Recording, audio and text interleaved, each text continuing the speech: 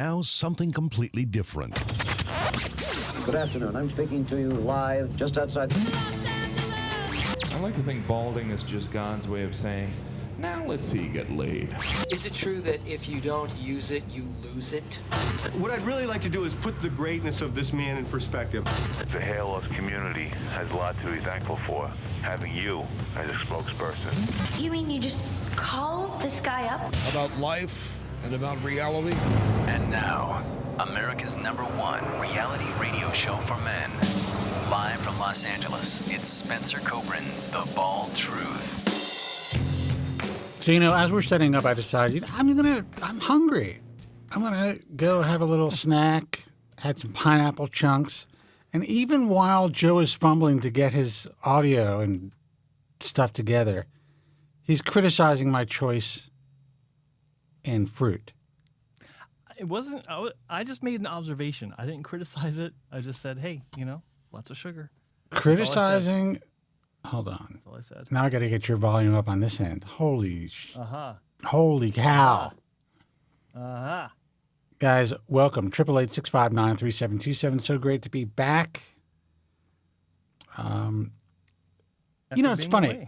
I used to fly into Los Angeles from wherever I was in the country or around the world. Mm-hmm. Let's see. You are on 1. Okay. I'll raise your volume here because yours is very low. And, as I'm flying in, I was always like, you know what? God, it's, taxes are high and not a fan of, how the city is run. And this is, pre-pandemic. But I was always happy to see just the beauty of California, Los Angeles. Kind of just, compared to, say, New York, for instance, when you're flying into JFK.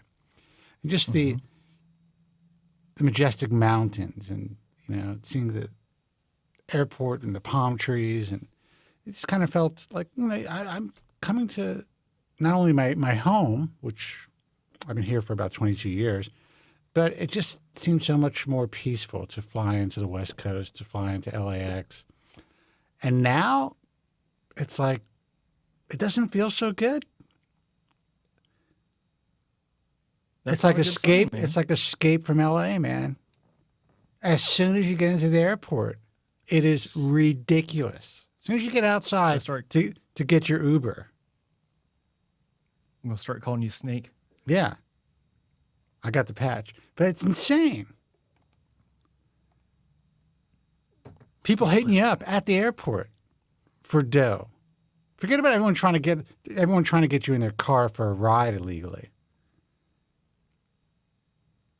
But just people shuffling around LAX. It's like it's some dystopian world, man. Inside the airport? Like inside, not outside? Outside. Okay. A couple of people inside. Nothing. There's nobody. It's not like Chicago. It's not like O'Hare Airport. O'Hare. Yeah.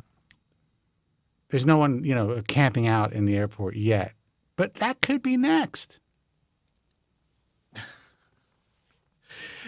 They might let people in. Who knows? So, this is that's your new pup. My producer. My producer, Masha. Wow. So to introduce her to very the world. Cute. She just walked in the studio. She pushed the door open. Very nice. Completely closed. Yeah. Friendly dog. Year-old just got her. She's a miniature pinscher. Mazel tov. And we're very lucky. I highly recommend adoption instead of buying from breeders because they're the ones that need our attention. Okay. You know what? That's all fine and good, but let me tell you something. The dogs that are being bred need your attention too. They're already alive. They shouldn't be bred. But they are being bred. They're in it. They need a good shelters. They need a good home too. Everyone always tells me, "Oh, it's a rescue." I'm like, you know what? I rescued my German Shepherd 20 years ago. I paid for him, but to get him out of the clutches. He was living outside, a totally different life than we gave him. That's valid. I rescued the guy. Common law myself. That's a So, rescue. yeah. Anyway, 888-659-3727 is the toll-free number. Now, let me ask you, did you go to one of these shelters where they kind of like, they spend more time checking out pet parents' homes and their backgrounds and to adopt a child these days?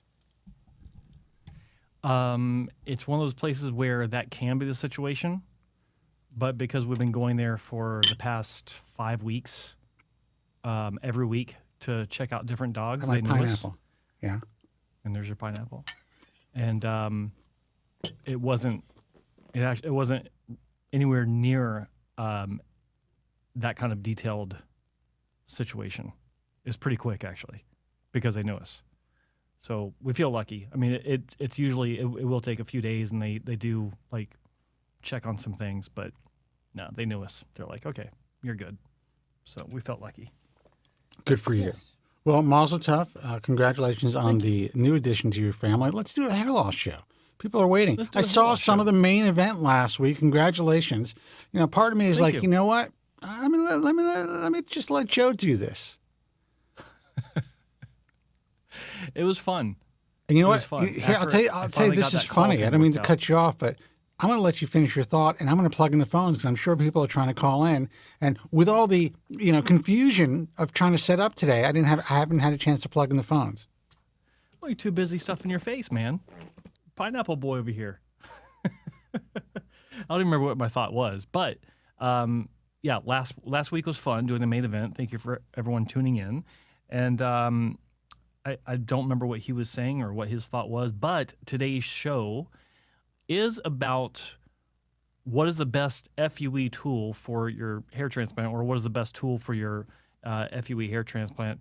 And the reason why I made that the subject of the day, and I'm the one that usually makes the subject of the day, is because I saw a video. Someone sent me a link to a video and asked me my opinion, because one of the doctors that they're considering uses the tool that's being used in this video, that's being critiqued in this video.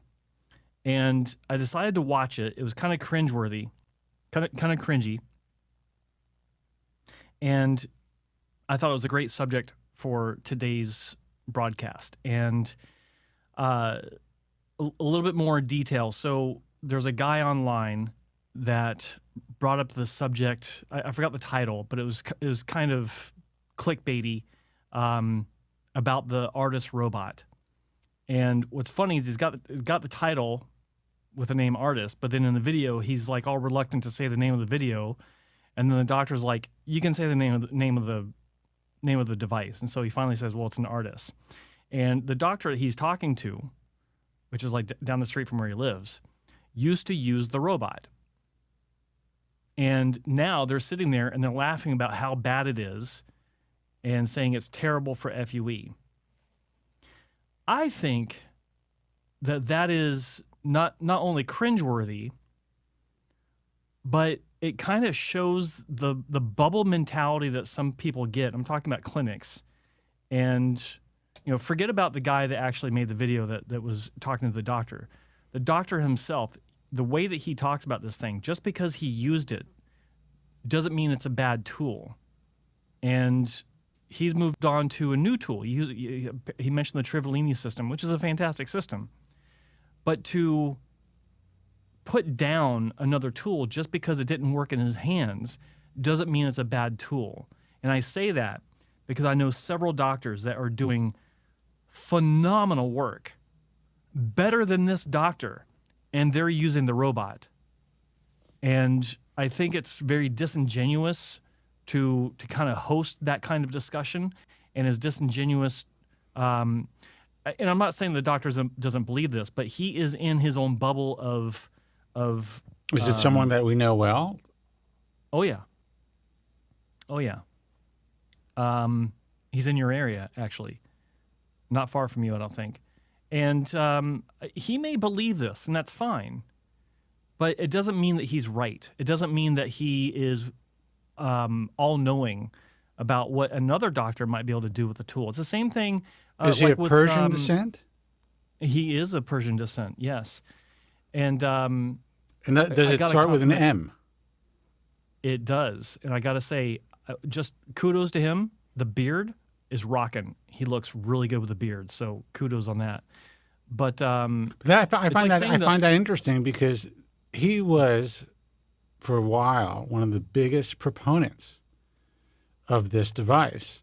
And he wanted to come on the program, and I had him on multiple times just to do like recordings for himself and for his, which I do for physicians from time to time, to talk about the artist and to talk about its virtues and about it being that's interesting. The future because he is talking about how the company was doing all this promotion as if it was a bad thing, like they knew that they were promoting something bad. And actually, I remember this. Yeah, he. Oh no, this guy loved being recorded. Having and I think it was on his website for a while, and and my whole thing was always listen. And this was at a time when I consulted for the company, and I would say on the air on this show that I would not lay down for that device at this point, but I am trying to do my best to get them to a point that if this is going to be the future of hair transplant surgery, if everyone's going to buy this device and offer it, I wanted to do my best to make sure that at the very least people weren't being damaged and that the device was, I guess, dummy-proof, for lack of a better term. After 2 years of a 3-year contract, it was decided that I will not provide any type of marketing or any type of, or the seal or anything like that from the American Hair Loss Association. And at the time, the new CEO, things just didn't mesh. Yeah. Let's put it that way. It became less about me helping the company to, meet the needs of consumers and to help them to better understand what needs to be improved for the device, and more about, hey, we need this thing to be sold, and we would like you to help us. And I'm like, I can't do it, Sally. And again, that's another situation where I'm sure my father rolled over in his grave because it was a really nice chunk of change that I was turning down. Yeah. But during this time period, and I didn't know that, this guy was so into this device. He was pushing the hell out of it, in my view, or at least he wanted, to be on the program, to talk about it. He really felt, and the way that he described it, it was like, this is the future of hair transplant surgery. There's no denying it. From what I can remember, I'm paraphrasing. It represents, I think, a valuable lesson for those that are online talking about whatever. It can be any field. Be careful what you say, because if you decide to flip and say something else 5 years, 6 years later, there's someone out there that's got a clip. Oh, yeah. That will play it out there to say, nope, you weren't always saying this. In this case, it would be a situation of if it was so bad to where you can sit there and make jokes about it and talk about sending it to other planets, or there was a strange discussion that went on way too long. What happened? Like, why was it so good just a few years ago, and now it's not? Like, I can see it not being quite as good as what you're doing now. That's fine. So it's fine for what it was, but we discovered that something else is better. We moved on to it. Yeah, but I think that this particular doctor now works with, somehow is connected with Trevelini. I kind of remember hearing something about that. I'm not sure. I don't know the exact details, but I think there's some sort of a let's just say a working relationship. Advisory position? Whatever it is. Whatever it is. Some sort of relationship. But here's what bothers me the most. I can guarantee you that this doctor treated hundreds, or at least dozens. Okay, let's be conservative. Dozens of patients using the artist robot.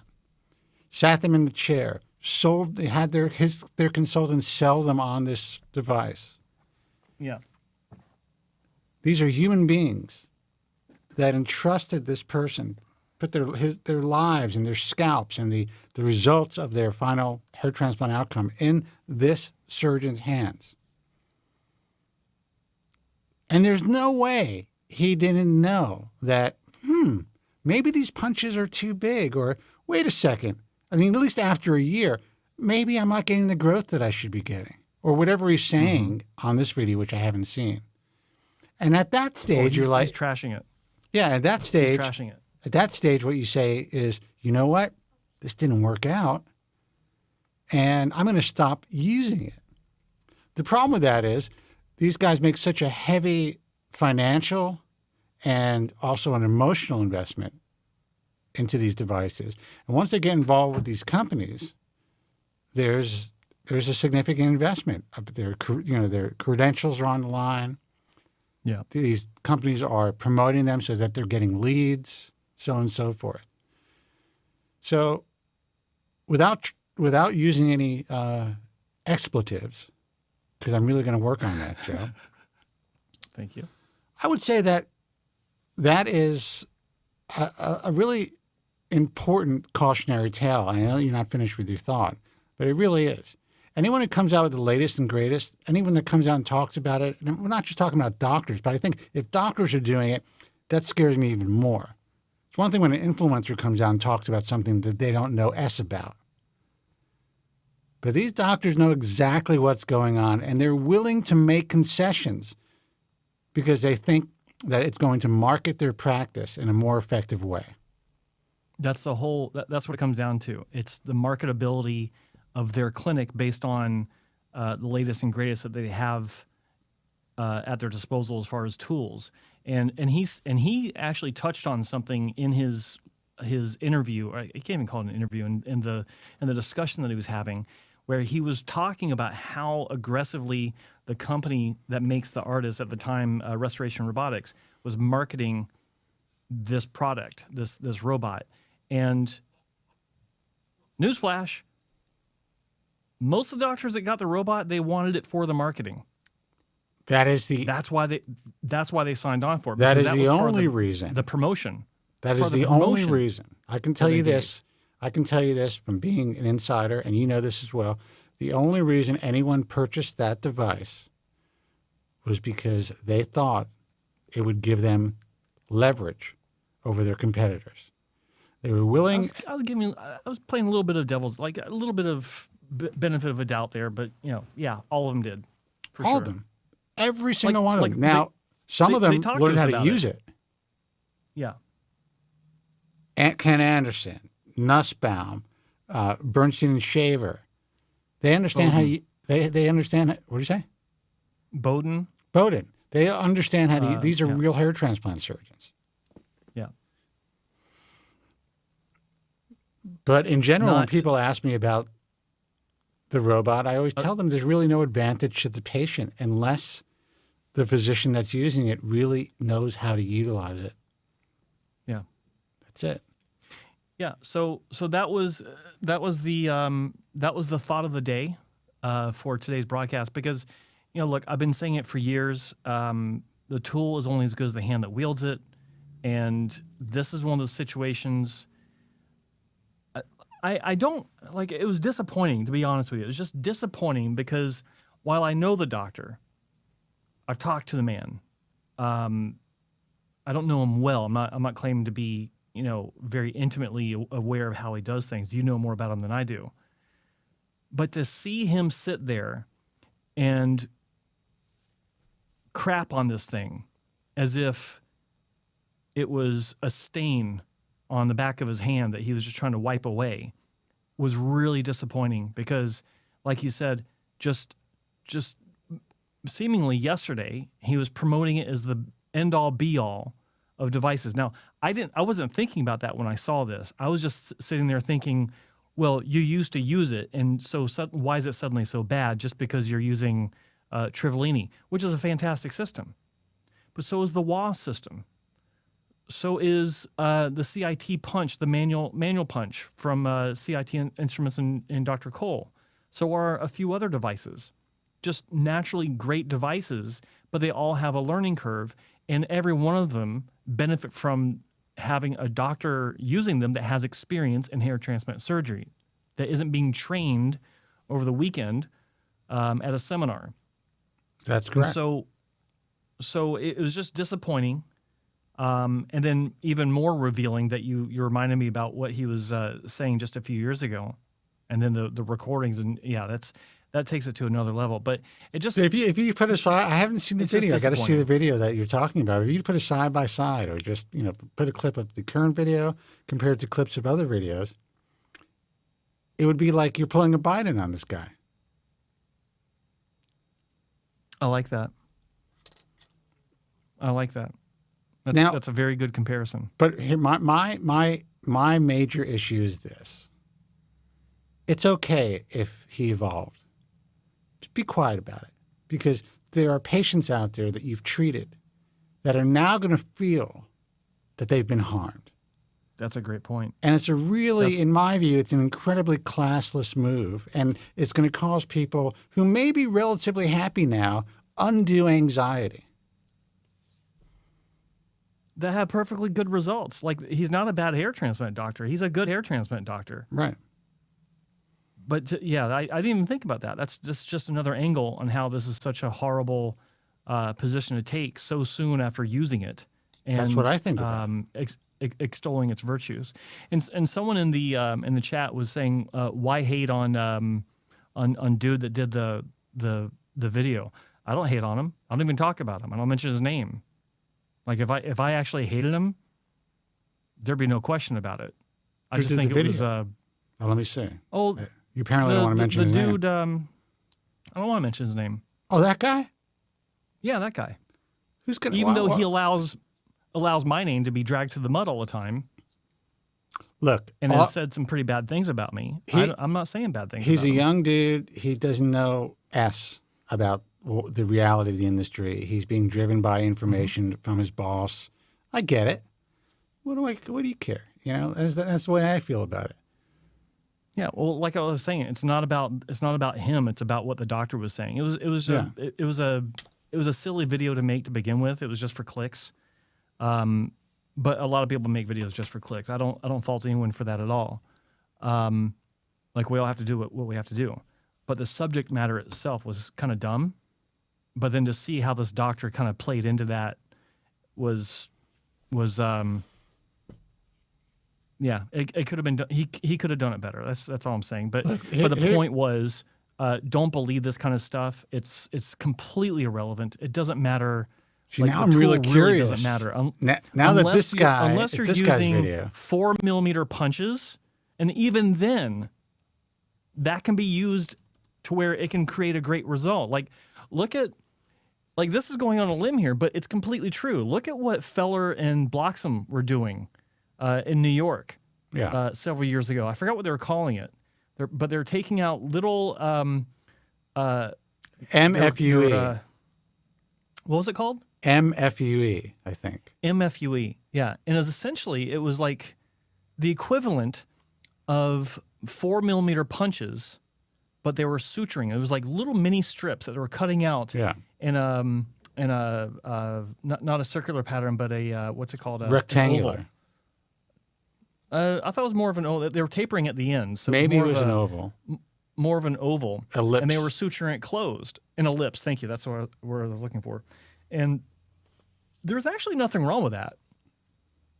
It was equivalent of a 4mm punch, but with an elliptical shape instead of a round shape. Yeah. And they were suturing it closed, so you have these little tiny, very, nearly imperceptible. Like, everything they said about this was true, or most of what they said was true. And they would simply take those out, and using stereoscopic dissecting microscopes the right way, because they do know how to use them the right way, they're creating the proper grafts, they're creating singles, they're separating doubles, triples, whatever. Nothing wrong with that. And those were big extraction or cutouts in the scalp. It's the same thing. Yeah. So it literally, the tool and the approach is only as good as the hand that wields it. Well, but So now that you're the robot, explaining to me, we're going nothing to wrong take with some it. calls, but now that you're explaining to me, I really think that it was completely distasteful. I haven't even taken a look at it, but just knowing that there are patients, maybe dozens or hundreds, I don't know how many patients, who were treated with this device in this person's practice, that's not something that should be talked about. You know, there are ways to go about why you have evolved in your thinking and in your practice, and that while you were providing people with the best possible results you could at the time, now you think that you've come to a more of a logical endpoint, or maybe not an endpoint, but more of a logical point as far as the way you're practicing medicine. Yeah, Dee, but here's some advice for all of you guys. And I've interviewed doctors, and I have guys. Ken Anderson's actually coming out to L.A. again in next week or the week after, I forget. I got to set up my studio. And I have a problem with Mike too, so it's going to be a whole thing. But, and, you know, he enjoys coming on the program, and, you know, he likes hanging out in L.A., and you know, I love having him in, or Alan Bauman, or other people that come into the show. But the straight marketing interviews of these doctors, anytime you see that, when you see somebody asking, well, what's your opinion, doctor, on this, that, and the other thing? Honestly, that is not, in my view, the best way to get or to do your due diligence and to get your information. Because the only reason that's being done is to sell hair transplants or to leverage somebody's credibility. Having somebody on the live show to answer questions, that's a different story. Or recording a segment with somebody, but the person who's recording the segment knows what after talking about it, and is willing to lead the conversation, as opposed to, oh, yeah, doctor, what do you think? Mm-hmm. That is not the way you want to go about things and get your information. Because the doctor is doing that purely for marketing, in my view. And so are the people that are conducting these interviews. I haven't even seen what you're talking about, Joe. But just by just giving me the description, I know exactly how this thing is operated. Guys, the phone number is 888-659-3727. And I'm not going to say that I'm disappointed in this doctor. I'm just going to say, I would say that it kind of makes sense, actually. That he do something like this? That you're not surprised? Absolutely not surprised. I can't say I am either, just because of some of the things he, like... Total marketing. All he thinks about is marketing. This is the guy that lets his marketing team, air quotes, dictate how he does things. Absolutely. I'll never forget that. That was so stupid. Anyway. You know, initially when this guy, I can tell the story. Initially when this guy applied to the organization many years ago, he didn't have enough time on tissue. So I'm like, you gotta wait. And then he eventually had enough time on tissue, but throughout the entire ride, it was fine. You know, when I would be in contact with the office, it really was all about marketing. The marketing people would be the contact people. I didn't dig that. I don't want any part of that. If a physician works and is accepted or wants to be accepted into the IHRS, I do not speak to marketing people. Neither do I. And that's just because I need to know who the doctor is. I want to understand their philosophy. Anytime there's a point of contact, I want to hear what they have to say, not what their front office or their marketing people have to say. Because they never understand. They don't understand the industry. Not only don't they understand the industry, if they're contacting you, they're not contacting you because, hey, you know what? I want to speak to you about something, Spencer, that happened in the practice, or what's your thoughts on this, and what are your thoughts on that? If a marketing person or front office person is the point of contact, and they're working in your organization or whatever, and I'm being a little cryptic, you don't want that. You want direct contact with a physician, because these are the people who are laying hands on the patients who essentially are entrusting you with your opinion, Joe. Oh, yeah. All right, guys, 888-659-3727. I was trying to be diplomatic. I think I did okay. Hey, you're on the air. Who's this and where are you calling from? Hey, caller. Oh, hey, can you hear me? Yes. Yeah. Oh, hey, this is Dave, calling from New Jersey. Hey, man, thanks a lot. Before I let you go on, you sound really echoey. Are you like on speaker, or are you in the bathroom? Using my AirPods. No, I'm using my AirPods. Give me a second, sorry. Yeah.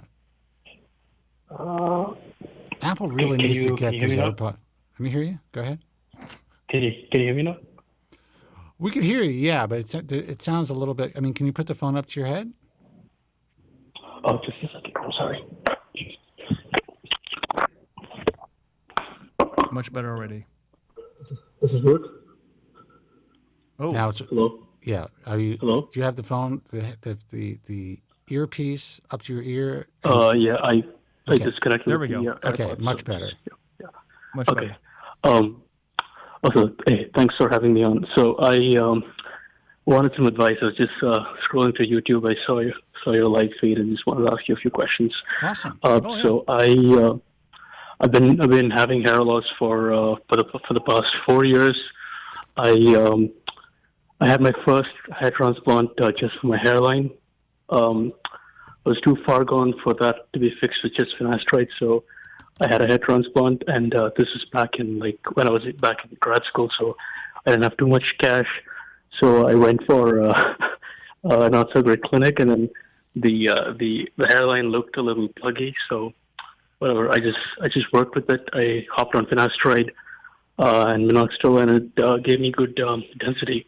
But let's just say three years into taking finasteride, I was having some side effects, mainly just mild gyno and just testicle ache every now and then. So I started using topical finasteride, and then just slowly started to taper my usage of finasteride. I know it's really stupid. I really should have done that. And then as you know, it just my crown just started getting it was decimated, and then well, let me stop you. Let me stop you for a second. You say it's really stupid. I mean, if you're having adverse side effects from the drug, I can understand why you would want to maybe switch or at least try to titrate. Now, did you just stop taking oral altogether, or did you taper? I did. Okay, you did. Yeah, I mean, I was. Sorry. Most people are able to, in general, and we're not doctors. I'm certainly not a doctor. I'm not sure about Joe's status, but not yet.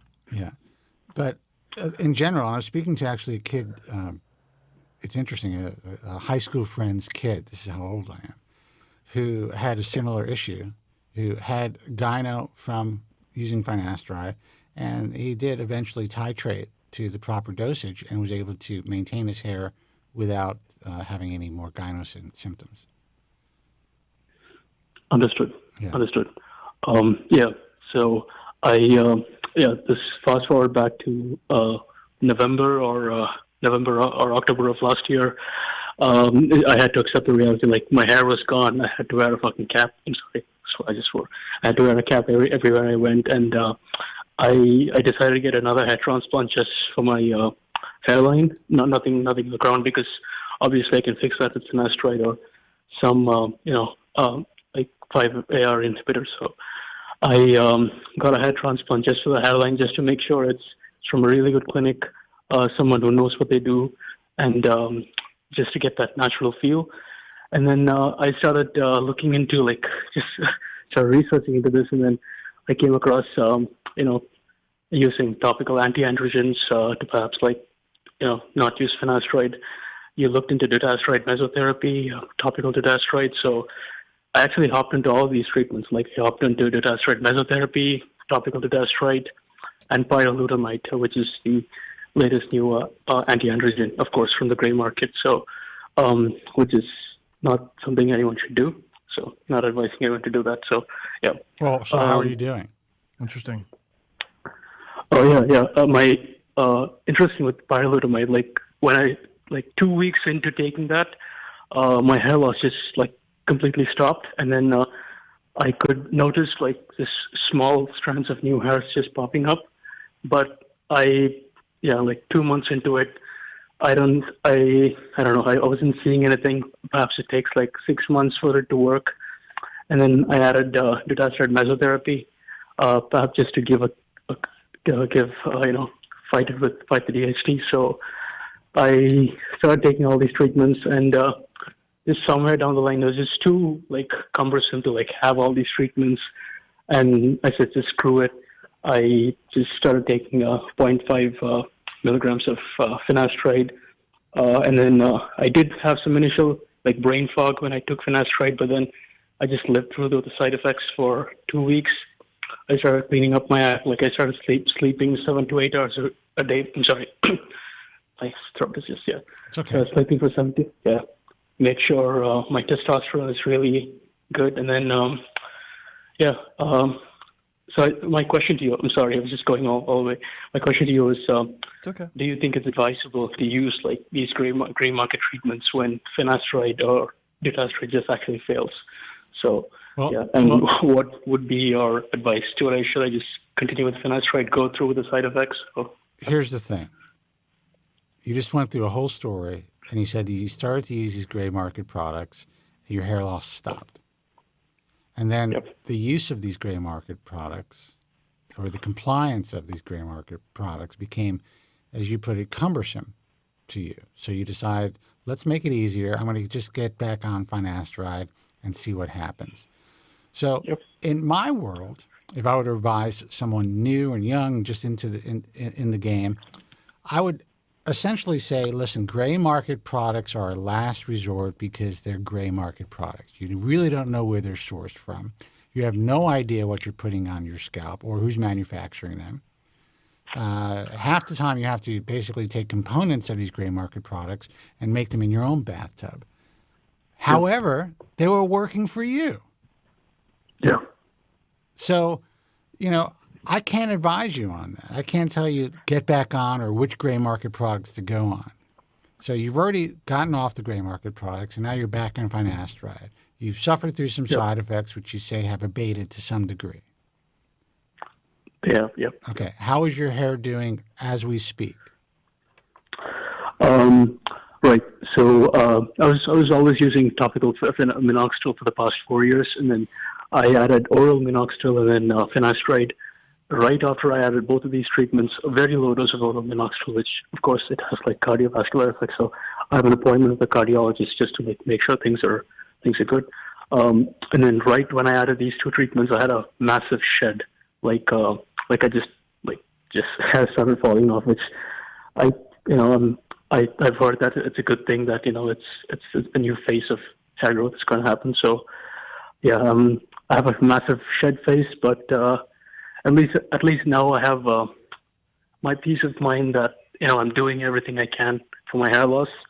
So I was just looking through researching these topics every single time. Does it actually work?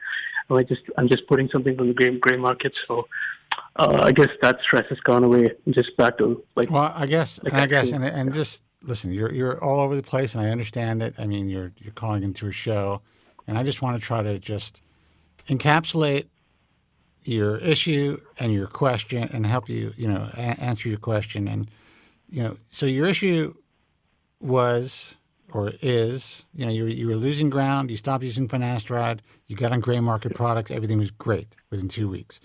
You decided, again, I'm repeating myself, you wanted to get off this stuff and you just wanted to get on 5 milligrams of finasteride. You're on 5 milligrams of finasteride plus different topicals. Getting back on and changing your regimen made you go through a shed. Okay. That's what you're telling me, right? Yeah, that's what I'm telling you. Yeah. Okay. Yeah.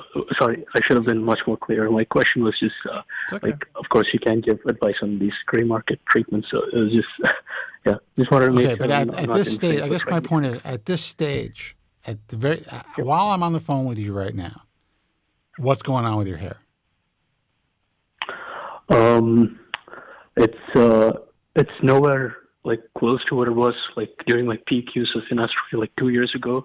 When I had thick hair like 4 years ago. But are you going through an active shed right now? I am an active shed. Yep. Okay. Yep. So, I mean, there's only a couple of things you can do. Again, we're not doctors. One is you can wait and see if your hair stabilizes just on the drugs that you're currently using. Yep.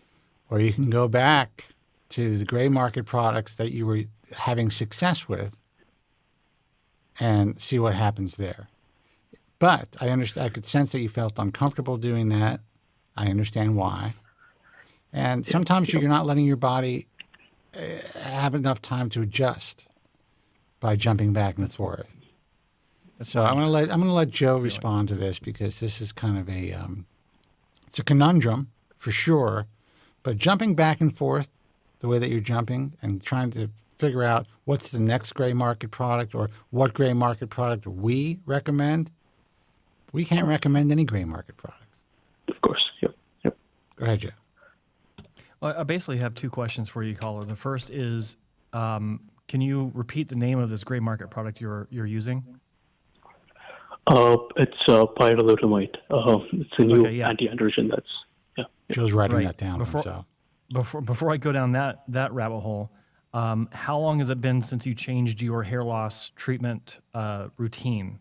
How many weeks or months has it been since your last change to what you do for your hair? It's been 1 month. I'd say 1 month. Okay. And I'm so sorry. I'm just clarifying this right now. I still do use it. It's just every other day. It used to be twice a day, because that's what the phase 2 clinical trials showed had efficacy, apparently comparable to finasteride. So I was trying to replicate. Sorry, what is that treatment that you started using a month ago that you're still using? A pyrolutamide, the topical anti-androgen. Okay, so I thought that you said that you started that and you used it for 2 months, and then switched to something else. I added 0.5 milligrams of finasteride, and then I lowered the dosage, the frequency of the dosage, every other day. Who's on it first? Was 2 days a week. Yeah.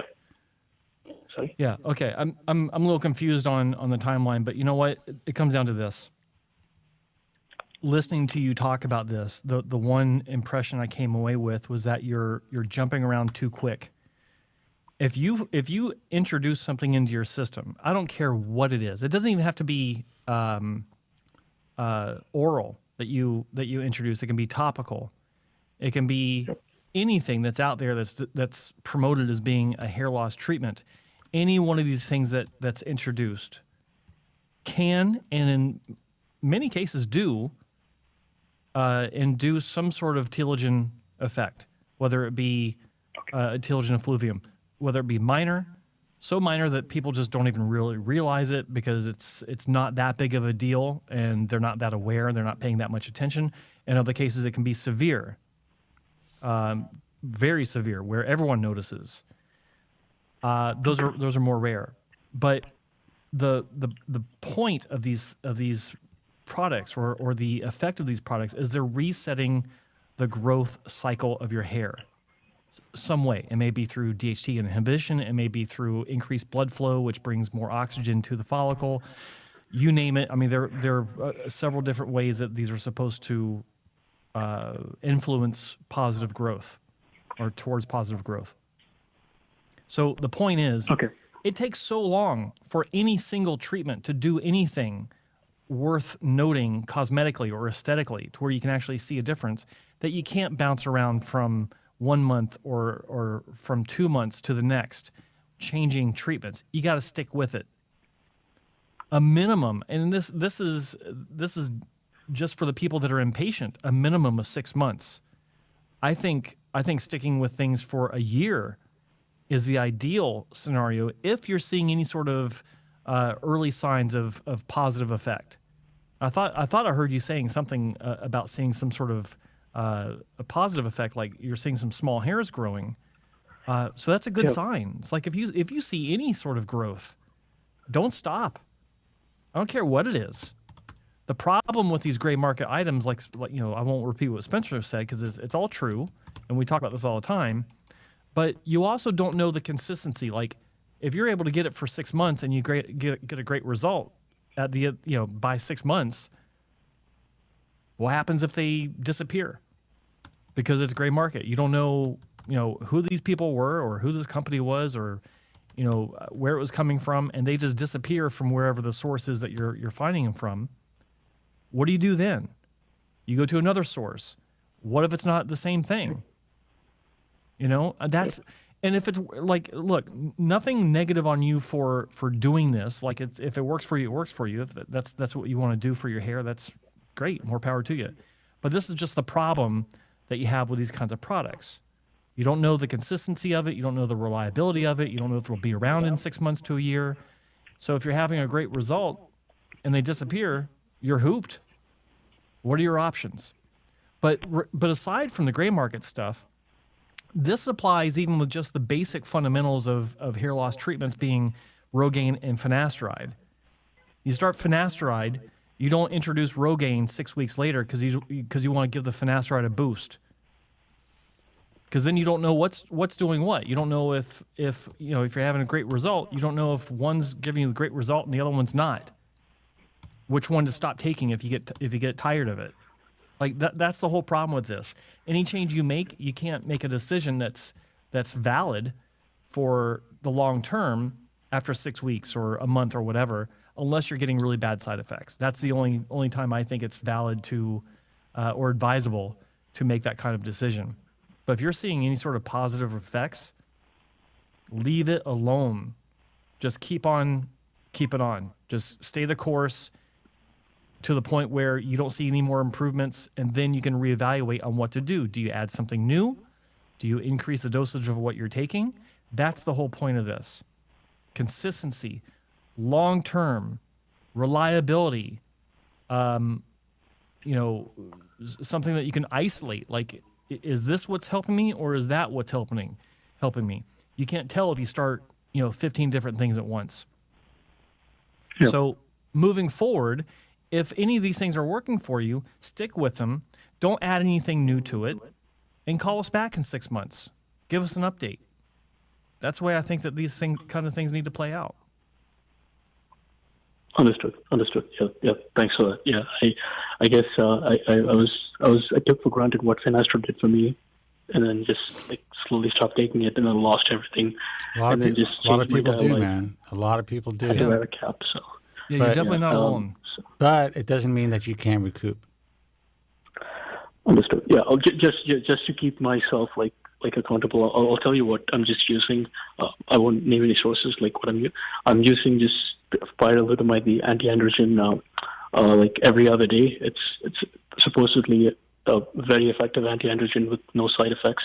Going through phase 2 clinical trials, so I did put some research into it. Using 0.5 milligrams of finasteride and then dutasteride mesotherapy. I just use a derma roller and then apply very low dosage of dutasteride to the scalp, and then just minoxidil. So I'm not changing this. I'm just gonna continue using this for the next 6 months and see what happens. So, okay, brother. Good luck. All right, let us know how you do. Good luck with it. Thanks a lot. Take care. Bye bye. Thank you.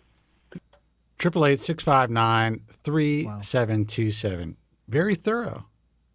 Very thorough.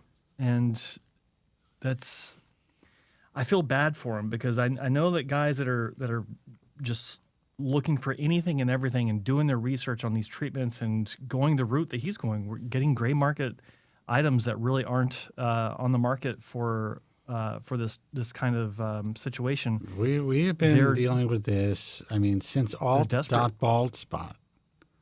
Yeah. The gray market stuff that's been talked about in the forums, and now, I'm still talking about the forums as if they're relevant. I hate to say that, but now everything is like, social media, Reddit, whatever it is. If you're still getting your information from a hair loss message forum, if you don't understand, and listen, there's some decent forums out there, I guess, but you don't understand how the forum world works. That's all I'm saying. As crazy as these other resources are, at least you're just dealing with a lot of nut jobs. It's kind of like Twitter or whatever, you know? There's not necessarily an underlying incentive for people to act as though they're nut jobs or be nut jobs. Does that make sense? It does. I get it. Now, we've been talking about getting Bald Truth Talk back on track forever. It's all set up to make that happen. It really is. And there's a couple of people that I want to potentially work with us on it to moderate it better, because I know you guys want this stuff. But honestly, I don't like being involved in the forums. I would only do it because I know a lot of guys want something that is objective. You know, there's no sponsors to Bald Truth Talk. No one sponsors that forum. That's why we let it go to hell. Couldn't let it go to hell if people sponsored it. That's why I think it's actually a really good. It's really good that we did.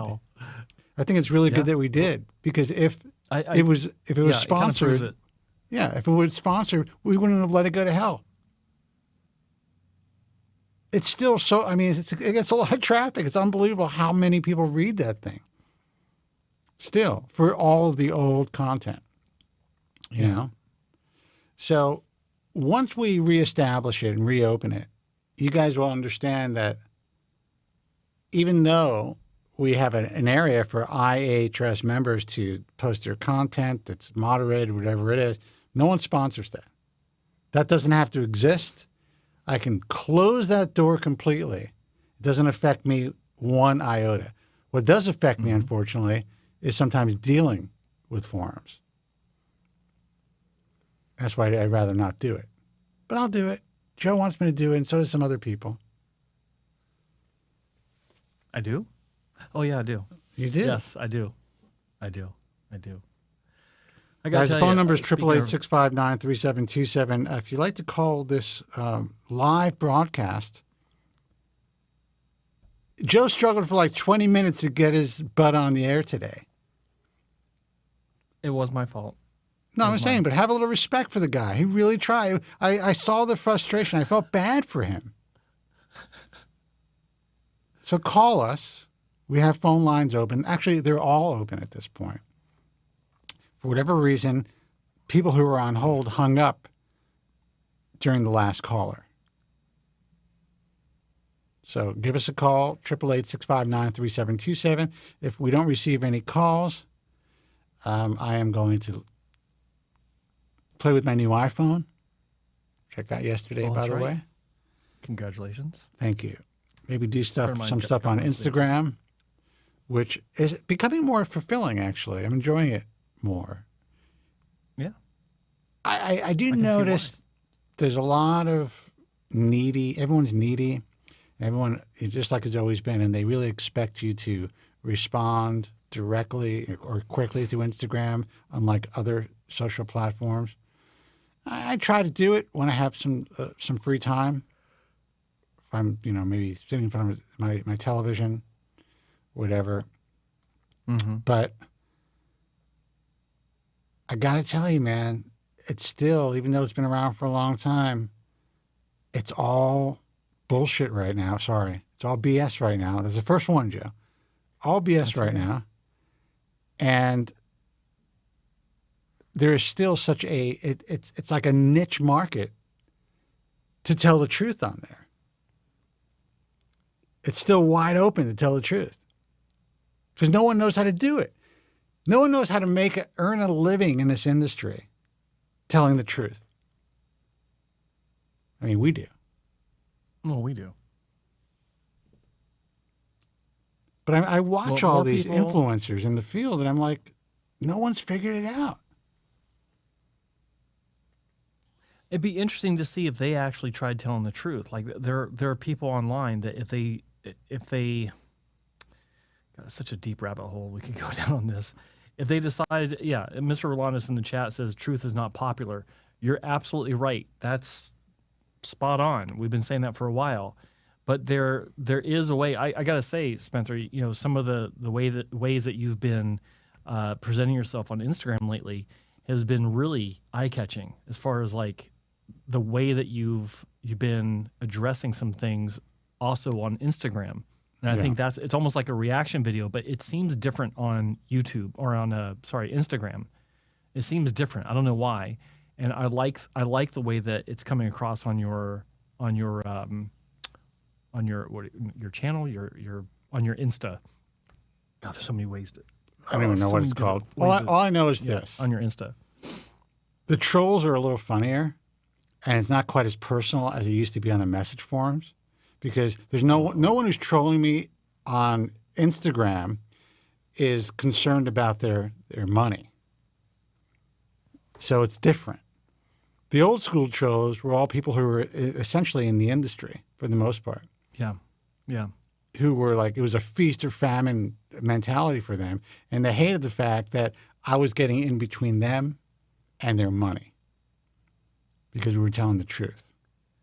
I'm running into a little bit of that myself on Reddit right now. There's Really? A little bit of that. Oh, yeah. I'm being brutally honest with people. Hey, what do you think about my work? You really want me to tell you? And I won't forget, there's this guy posted, he even said, I don't think it looks natural. I'm at 7 months. What do you guys think? And I agreed with him. And I said, well, this is why. You know, it's not something that can't be fixed. You're in a good position. But, you know, give it some more time. Let it mature however it's going to mature. And but yeah, these are the exact problems with your result. And he thanked me. And then like 2 months later, he gives another update. And someone comes onto that old thread, tags me, and says, you should look at his new result, LOL. I'm looking at it. I'm like, still looks bad. It's just longer. And the photo looks like the camera had Vaseline on the lens compared to the one that I originally saw 7 months, where it was very crisp, as outside, and just, you know, very, very nice photo. I'm like, what does this mean? I don't understand. Like, it still looks bad. What's your point? LOL. With it, LOL. And he went on to this thing saying, well, the clinic obviously did a good job, blah, blah, blah. And I realized, oh, he probably works for the clinic. Yeah. And there's a lot of that going on. Like, you know, anonymous people coming in. I did that one work for clinics, reel, just like in the forums. I did one reel, which is just basically like, I guess it's like a reaction reel, not a reaction, God help me, Mr. Rolandis. I need a young person to help me with this. It's a remix. And the person happened to go to Turkey for his hair transplant and mentioned it. And I'm like, listen, this doesn't just happen in Turkey. This is happening here in Los Angeles. It's happening in Miami. It's happening in New York. But that's not what the Turks heard, who were in the business. And they got all upset because you're interfering with their money. But I wasn't. Yeah. Everything that's happening at the chop shops in Turkey are happening in the chop shops here in Beverly Hills and Century City and West Hollywood. All the fancy schmancy places in Miami and in New York. It's just happening en masse in that particular part of the world. The one difference that I will point out is that in Turkey, that's the only place you'll see those long, sweeping. That's true. Seagull wings for temples. And we are not seeing as many bizarre bacterial infections in this country. Yes. That's not happening. I mean, maybe it is, but it's not being talked about. I'm not being contacted from people who are coming from overseas with MRSA and necrosis. It's fun. It's, yeah. I mean, think about that. Reddit's been fun. You travel across overseas, you come back to your home country, and you have a antibiotic-resistant bacterial infection. Highly transmissible. And transmissible, yeah. Yeah. MRSA's bad. But MRSA's bad. There was one incident where it wasn't MRSA. I don't even know what it was. And this person got really screwed. I know a patient? It was a patient, a doctor. I'm not going to mention his name because maybe he doesn't want to be involved. But a doctor here on the West Coast was explaining it to me. And this guy had to be hospitalized, and they could not. I mean, finally, they pumped in enough, probably Cipro or whatever, like the big guns, into this guy, and he was okay. Wow. His body responded as well. But, I mean, it's scary, man. This is real. This is real surgery. If your doctor is wearing sandals, you might want to reconsider. Let's see who this is.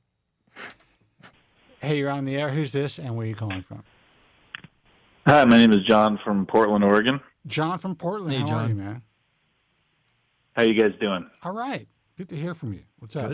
Good. Hey, I am very new to this whole thing, so I'm not on social media. So it was just kind of happenstance that I found you guys just on YouTube, and Good for you. so I'm not involved in any of the forums or anything like that. Stay away from. I'm the forums. 42. Yes, I hear you loud and clear on that. I'm 42 years old. I've been on finasteride since I was about 25. I take 1 milligrams, I believe 1 milligram a day. I was off of it for about a year in 2017 for when my wife got pregnant again with our third child. Oh, and I got a little nervous because, I heard that it was potentially dangerous. So I just kind of decided to just stay off of it just to keep it out of the house. Honestly, that's a smart move. It's the move that I would make, even though, at least since the drug has been on the market, there's been no incidents of any type of transfer. I mean, obviously you don't want your pregnant wife to handle broken pills, but I would have done the same thing. I would have gotten off the drug myself. So good for you. Went back on it. Didn't really notice that much more like hair loss during that time. I think I don't really know the Norwood scale, but I think I'm maybe like a Norwood 5, 6. I've been using Topic for, I would say, close to 10 years now. Wow. And I get pretty good results with Topic, actually. I mean, I'm not asking people left and right if they can tell, but most people, I don't think, have any idea. Maybe you may have to put a camera in your break room to really find out, but I'm just kidding. I wear derm match myself, and as Joe will attest to, he really had to look hard to notice it. Yeah, it was. I got the good the applicator, like the spray applicator, so it kind of like puffs the stuff kind of over your hair rather than trying to dump it down. And I don't put anything near the front of my head. Good. I do still have hair like in the front, even though I'm, like I said, I might be like a Norwood 6. The hair kind of, my hairline is still there. I don't care about like my hairline getting higher at all. That doesn't seem to bother me much. I did shave my head in my early 20s, and I wasn't really into the look. I feel like my head shape is odd and kind of pointy, and that's one of the reasons I decided not to stay with the shaved head. But I was thinking about possible hair transplants. One of the reasons is, like, just friends, like random friends will be like, man, you have the thickest back of head hair I've ever seen. Like, it grows so fast and so thick. And I was gonna ask you guys, like, I haven't seen any doctors. I haven't done really that far of enough research, but from what I understand, different people have different donor areas, and mine seems to be pretty thick. What kind of ranges, and are certain people just have better donor area than others and are more will have more higher success rates with the transplant? I'm going to let Joe field this question, but I just want to say that it really, I love the fact, you've expressed yourself in a very a lucid way. You're asking the right questions, and maybe it's because you've lived a little life, but I love the fact that you're taking the time to call the program, ask questions without just going online and finding your local hair transplant surgeon or finding the best deal to have a possible hair transplant. Because that's what most people do as far as their due diligence, and that's why so many people are being effed up in this current environment. So I'm going to let Joe answer your question. He's a guy who's had 15 hair transplants, Joe? 9? How many? 10? 10. 10. Yes. He's had 10, okay? Listen to this guy. He knows what he's talking about. Okay. But beside the forget the surgeries. I've worked on a high level in clinics for I'm not years, taking that away from you, but 10 hair transplants is he's had a lot 10 of knowledge. surgeries. It's like doesn't matter. Okay, all right. And he's an here's expert in the field. Jesus, thank you. I'm going to ask you a question after I answer yours.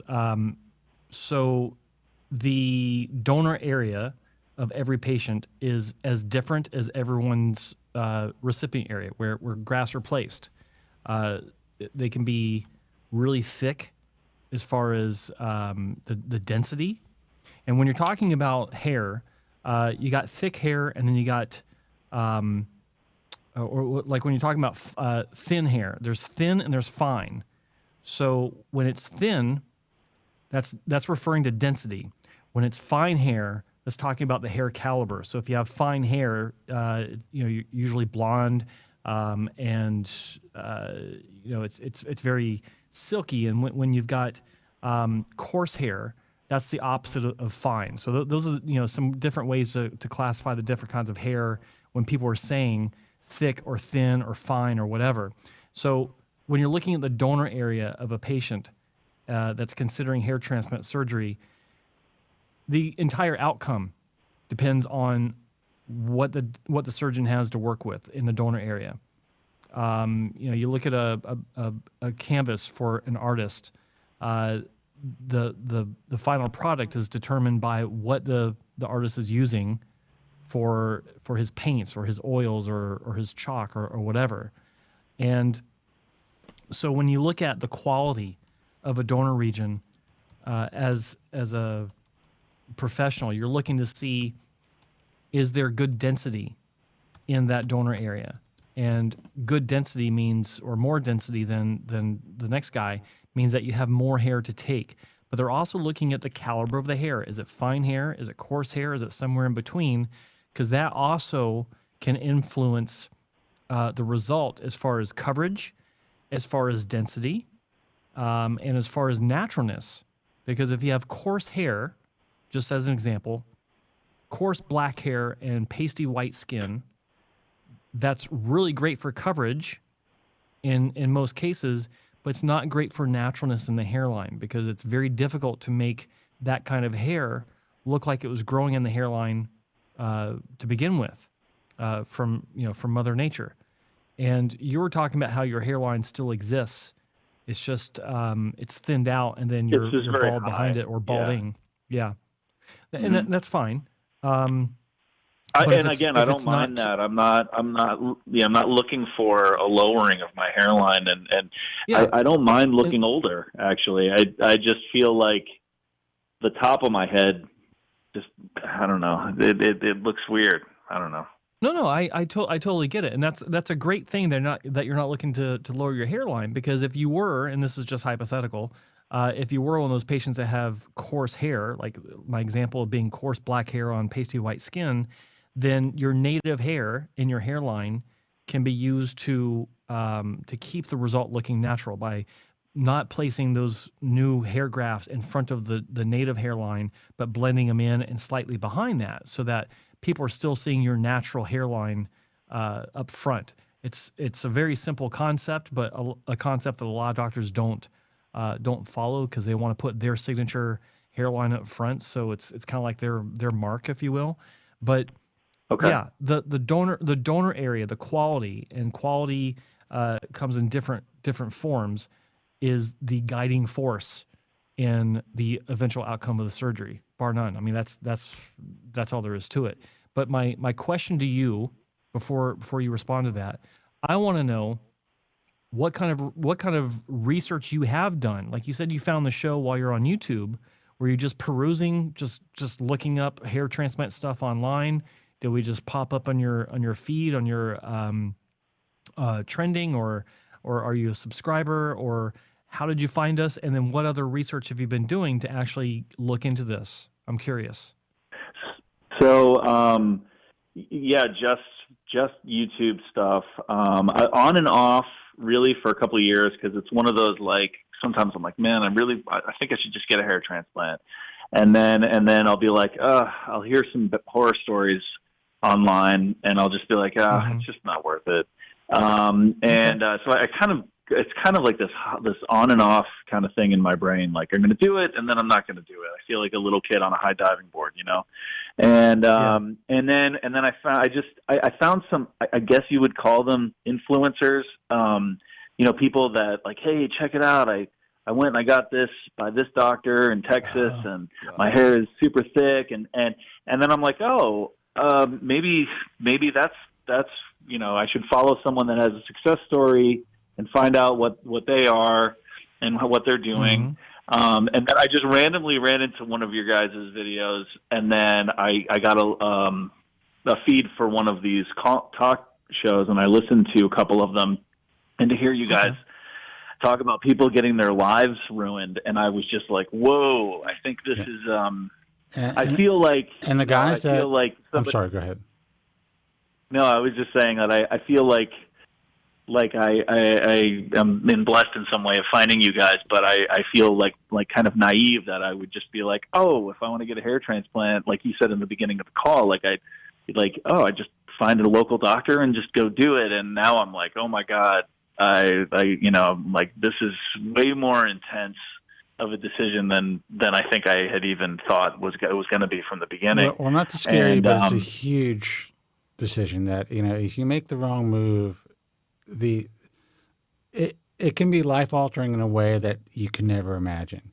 That's just the way that it is. This is one of the most difficult, elegant, most nuanced forms of cosmetic surgery that's being performed today. You're not, it's one thing to go to a cosmetic surgeon or a plastic surgeon and get a chin implant, and maybe that didn't work out and you needed to have it repaired or adjusted.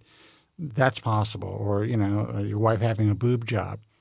You have a finite amount of mini organs. This is an organ transplant, essentially, that can be moved from your donor area to the balding areas of your scalp. And if every link in that chain isn't strong, the result you'll range from being dissatisfied to disfigured. So it's a big thing. I want to throw in on that with the other side. This can be a fantastic procedure. Yes. It can be just as life-altering for the positive good way, as it is for the bad. Yeah. My own case, since you're just finding us and you haven't spent a lot of time with the channel, I first had hair restoration 30 years ago this year. 22 years old. Or 31, Jesus. And I didn't need a hair transplant. I was talked into it by the doctor. And I wound up having a second one because I didn't feel like it did much. So I wound up having 2 surgeries where I didn't really need them in the first place. And there wasn't really any medication available to me that the doctor shared. Proscar, now known as finasteride, had just come out that year, but it wasn't talked about, and I didn't do my research later on because I was already on it. Yeah, sorry. Yeah, I wasn't so concerned about treatments because I wanted to put everything out of my mind. I didn't want to deal with it because my hair loss was continuing, and all the work that was done to my head was starting to become visible. Because thank God the doctor actually put those grafts behind my existing hairline, like I was talking about before, and my hair loss receded into those grafts that were placed. So by the time I was 24 years old, my hairline looked like ant legs on growth hormone because they were thick. They were multi-hair grafts. They were like 4 or 5 hairs in each graft sticking out of my forehead. And then I continued to lose more to where by the time I was 31, I was a Norwood 6+. I was just beyond a Norwood 6. And the only hair I had really to speak of on my scalp, a few remaining hairs, stragglers, but then my transplanted hair. those are still growing strong. So I had a repair surgery in 2002, and that led me down the path to where, I've had multiple surgeries to enhance that, but it changed my life. Like to have these repairs and to have all the hair I have on my head, like it's not the best hair transplant in the world. My hairline's a bit high, but I've got full coverage. Like I am not bald. Don't let these trolls put you in that mindset. Your hairline is not high. You're like 60 years old. I'm kidding. You're like, 50 years old or something like that. Your hairline is perfect. You're pushing. I know where you live. Yeah. Thank you. But let these trolls get into your head. Your hairline looks great. Yeah, actually. Thank you. I think your hair looks great. Yeah. Well, thank you. And it's not like it's all like I styled it like 5 minutes before I went on air. So the point is, it can be fantastic. It really can.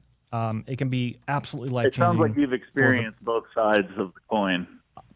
Well, I have, and that's why he's on the show. My view on this industry is pretty unique.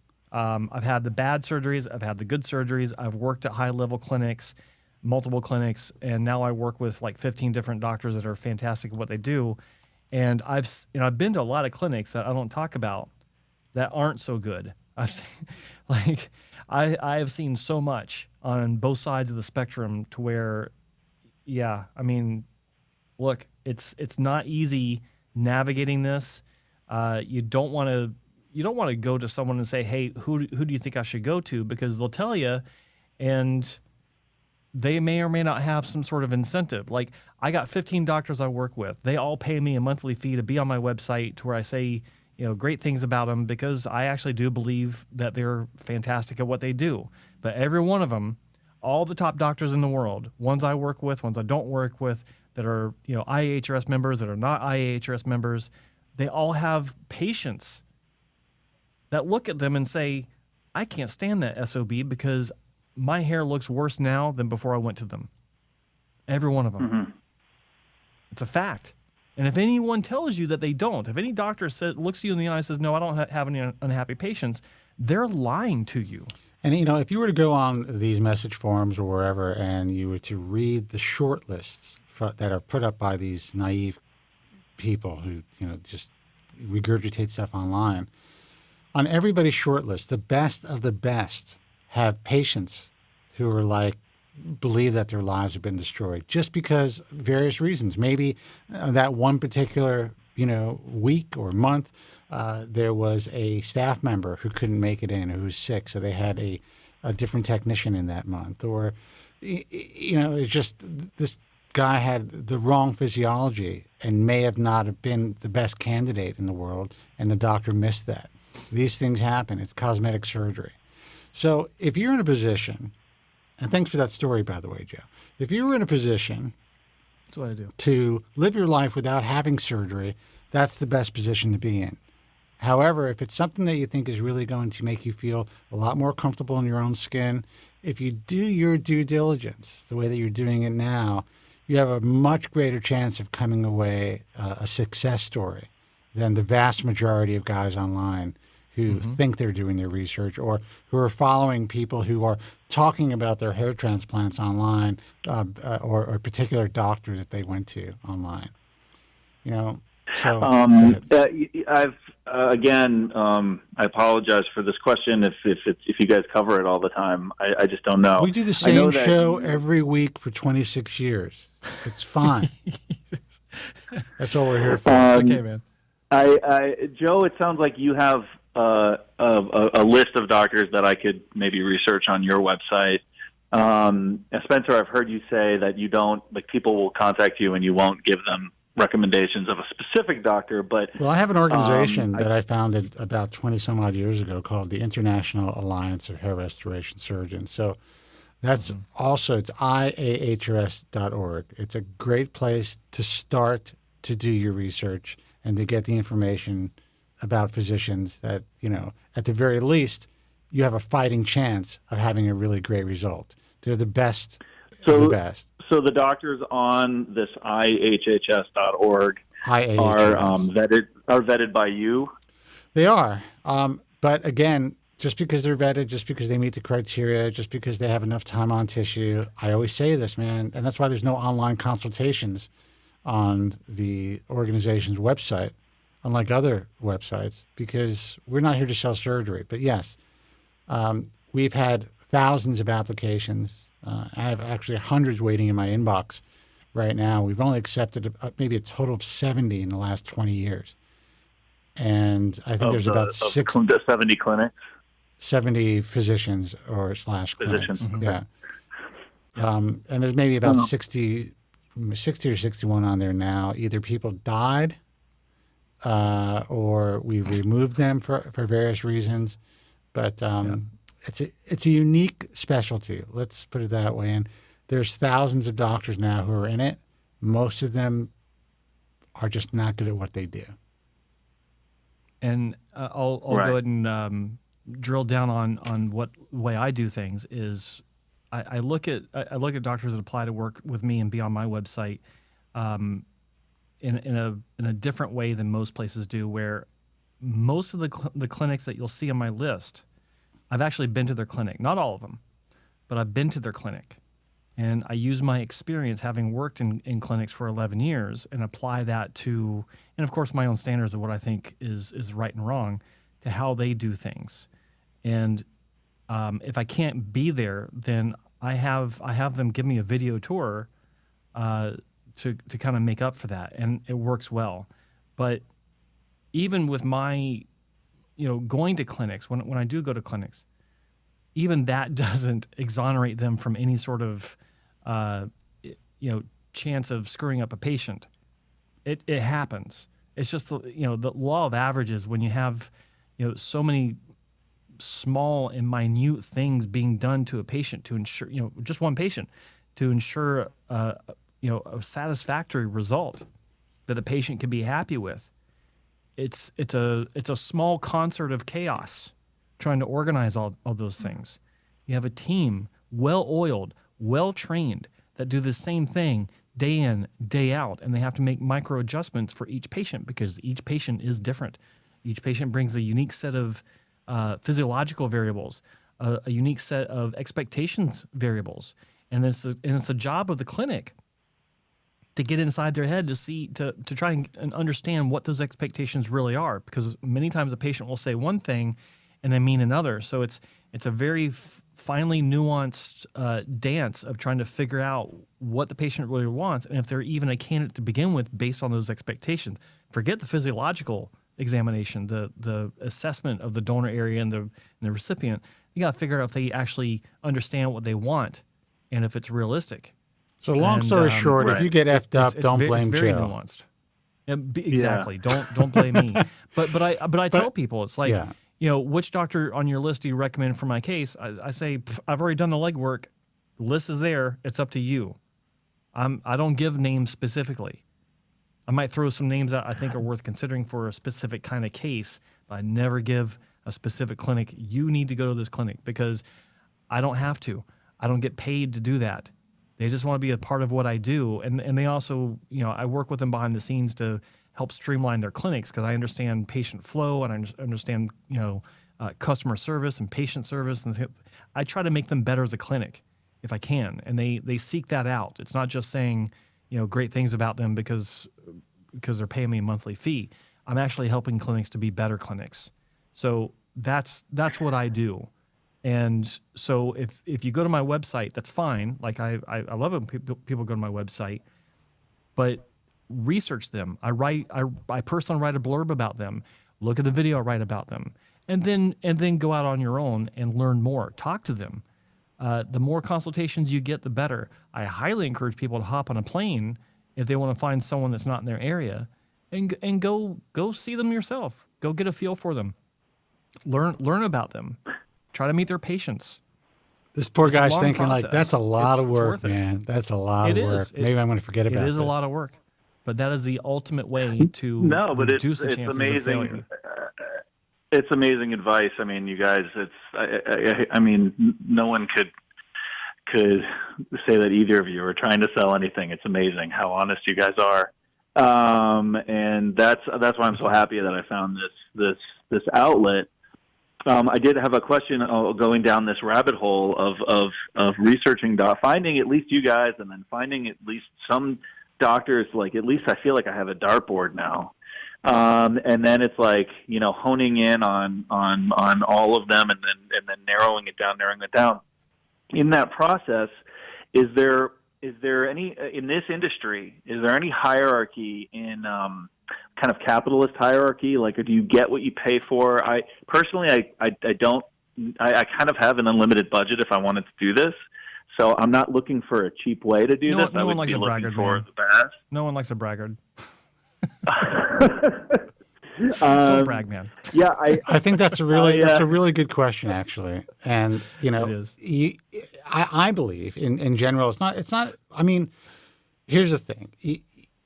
This is not an inexpensive surgery. It's actually one of the most expensive, at least in the U.S. and Europe, one of the most expensive cosmetic surgeries available.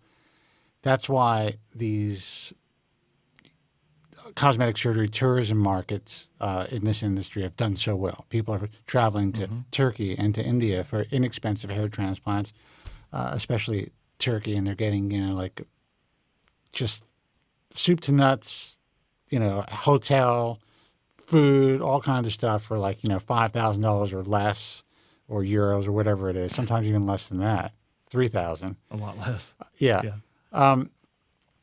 But as far as here in the U.S., you don't want to go to the guy that's advertising $2 a graft or $3 a graft. But there is a general range that I think you want to make sure that they're charging enough where they're fully insured, that they're not cutting any corners, that they're using the right holding solutions, they're using the right tools, everything's disposable, so on and so forth, which sounds insane like it should be. But trust me, if they're charging discount rates, $3, $4 a graft, they are cutting corners somewhere. Sometimes they're splitting grafts, and they're lying about exactly how many grafts they're providing you. So I'm not saying that you need to spend the highest amount to get the best possible results, but it's good that that money's not an issue for you. Now you can make your decision based on the skill, the quality, and doing your due diligence and your comfort level with a particular doctor or clinic. So if money is not an object, well, I'll tell you, first of all, don't tell any of these doctors that money is no object. I know you're not going to do that, but that's the last thing you want to do. Because some of these guys, even some of the good guys, be like, oh, great, money's not an object. We're going to give you the VIP treatment, which will be basically the same treatment that anyone else gives. But yeah, you want to make sure that no one's cutting any corners. So you want to make sure you're going. But if I get into that narrowing the target even more and more to a group of doctors that are definitely in the non-cutting corner areas, and then you're looking at price their won't prices. Matter. Yeah, price doesn't matter, is what you're saying. Exactly. So okay, if you're comfortable with the physician, if you see the results, if you can meet patients that you're comfortable with that have the same scalp and hair characteristics, and you know that this clinic can provide good results, that's step one. And if there's one clinic that provides, in your mind, the same level of results as another clinic, I just lost Joe, and one clinic's half the price, then it makes sense to spend less if you can. Right. And also, I would, if I decided to do this, which I'm going to try as hard as I can to not to, because that's kind of what it sounds like. You guys come from that standpoint. Like, really, the object is to not have surgery and as a last resort. But if I do decide to go down this, I wouldn't mind flying places or those kind of things. So it would really be based on, the reputation of the doctor. And I did have one specific question about that. Is I should be looking for doctors that will the gifted doctor in these elite categories that I'm trying to put them in. Will they be the one doing the actual surgery, or do they have a team of people that do it for them, and they're the one that kind of plans it out? Like, how does that work? In general, there's always a team. In most cases, if you are planning on, it depends on what type of surgery you have as well. But say you are a candidate for a relatively small procedure or an FUE procedure, and that's the route you decide to go. A lot of the best clinics will always utilize technicians. Hold on, it's a nice shot, Joe. always utilize technicians to implant grafts for the most part, even the best doctors out there. So that's a big part of the end result and a big part of the surgery. It's a very labor-intensive surgery to move thousands of grafts from the back and sides of your scalp to the front. So you need it to be a team effort. Now, there are a few doctors who are machines, and you're not back, Joe. There are a few doctors who are machines, and they're able to do dissection, extraction, and implantation themselves, usually younger guys, but it's pretty rare. Or they're guys who may be working in multiple locations and don't have an entire staff to go from one location to the next, and they'll put in the entire day and make that happen. But in general, because of fatigue levels and because it's so labor intensive, you would just want to make sure that the physician you're considering has a full-time staff, and you want to know how long their staff has been working with that particular doctor. And that's a question that most people don't ask or understand. So to answer your question in short, it really depends on the clinic you choose. Some doctors are much more involved in the entire procedure, every aspect of the procedure, than others. But in general, the better clinics, physicians will be involved in the dissection and extraction of grafts. They'll plan out the entire hairline design, and they will oversee graft implantation and a lot of the different variables that go into the surgery. Okay. I know that was a long answer, but there's just so much to it. It's fantastic. I mean, these are the kind of things that I was hoping to get out of this call. I feel like maybe a lot of the listeners already know all these kind of things, and I just didn't really know where to start. The listeners, like I tell you, we do the same. It's the same show for 26 years every week, because everyone's got similar questions, and there's always a new turnover of listeners. So what you're asking today and the information we're providing you, it's helping a lot of people. Okay. One last question. Say you go through all this, I do the transplant, something doesn't work out, or it doesn't stay well. Do you ever deal with people that have gone through transplants and then end up shaving their head afterwards? And I understand you would see the FUE scars on the back of their head, but will you see any scars on the top of the head from the actual implants?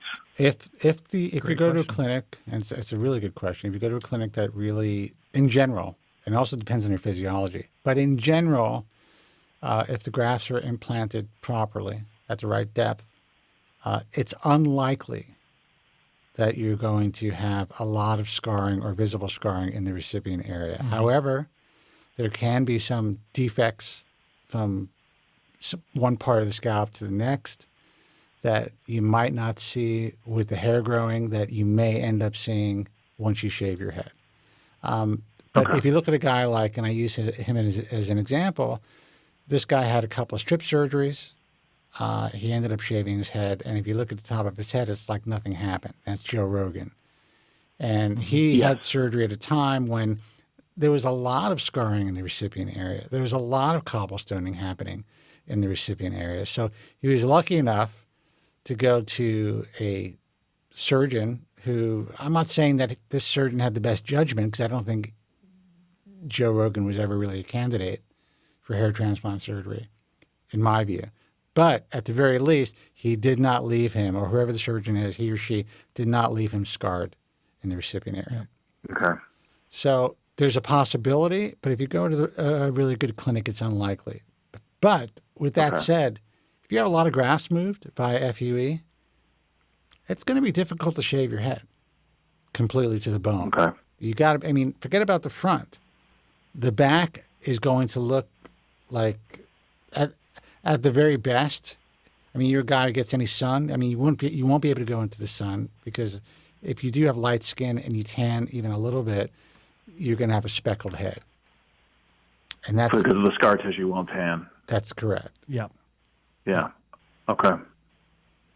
Overall, my recommendation would be, moving forward, if you're talking about your friend saying, wow, you got such a thick area of hair in the back of your scalp, reevaluate shaving.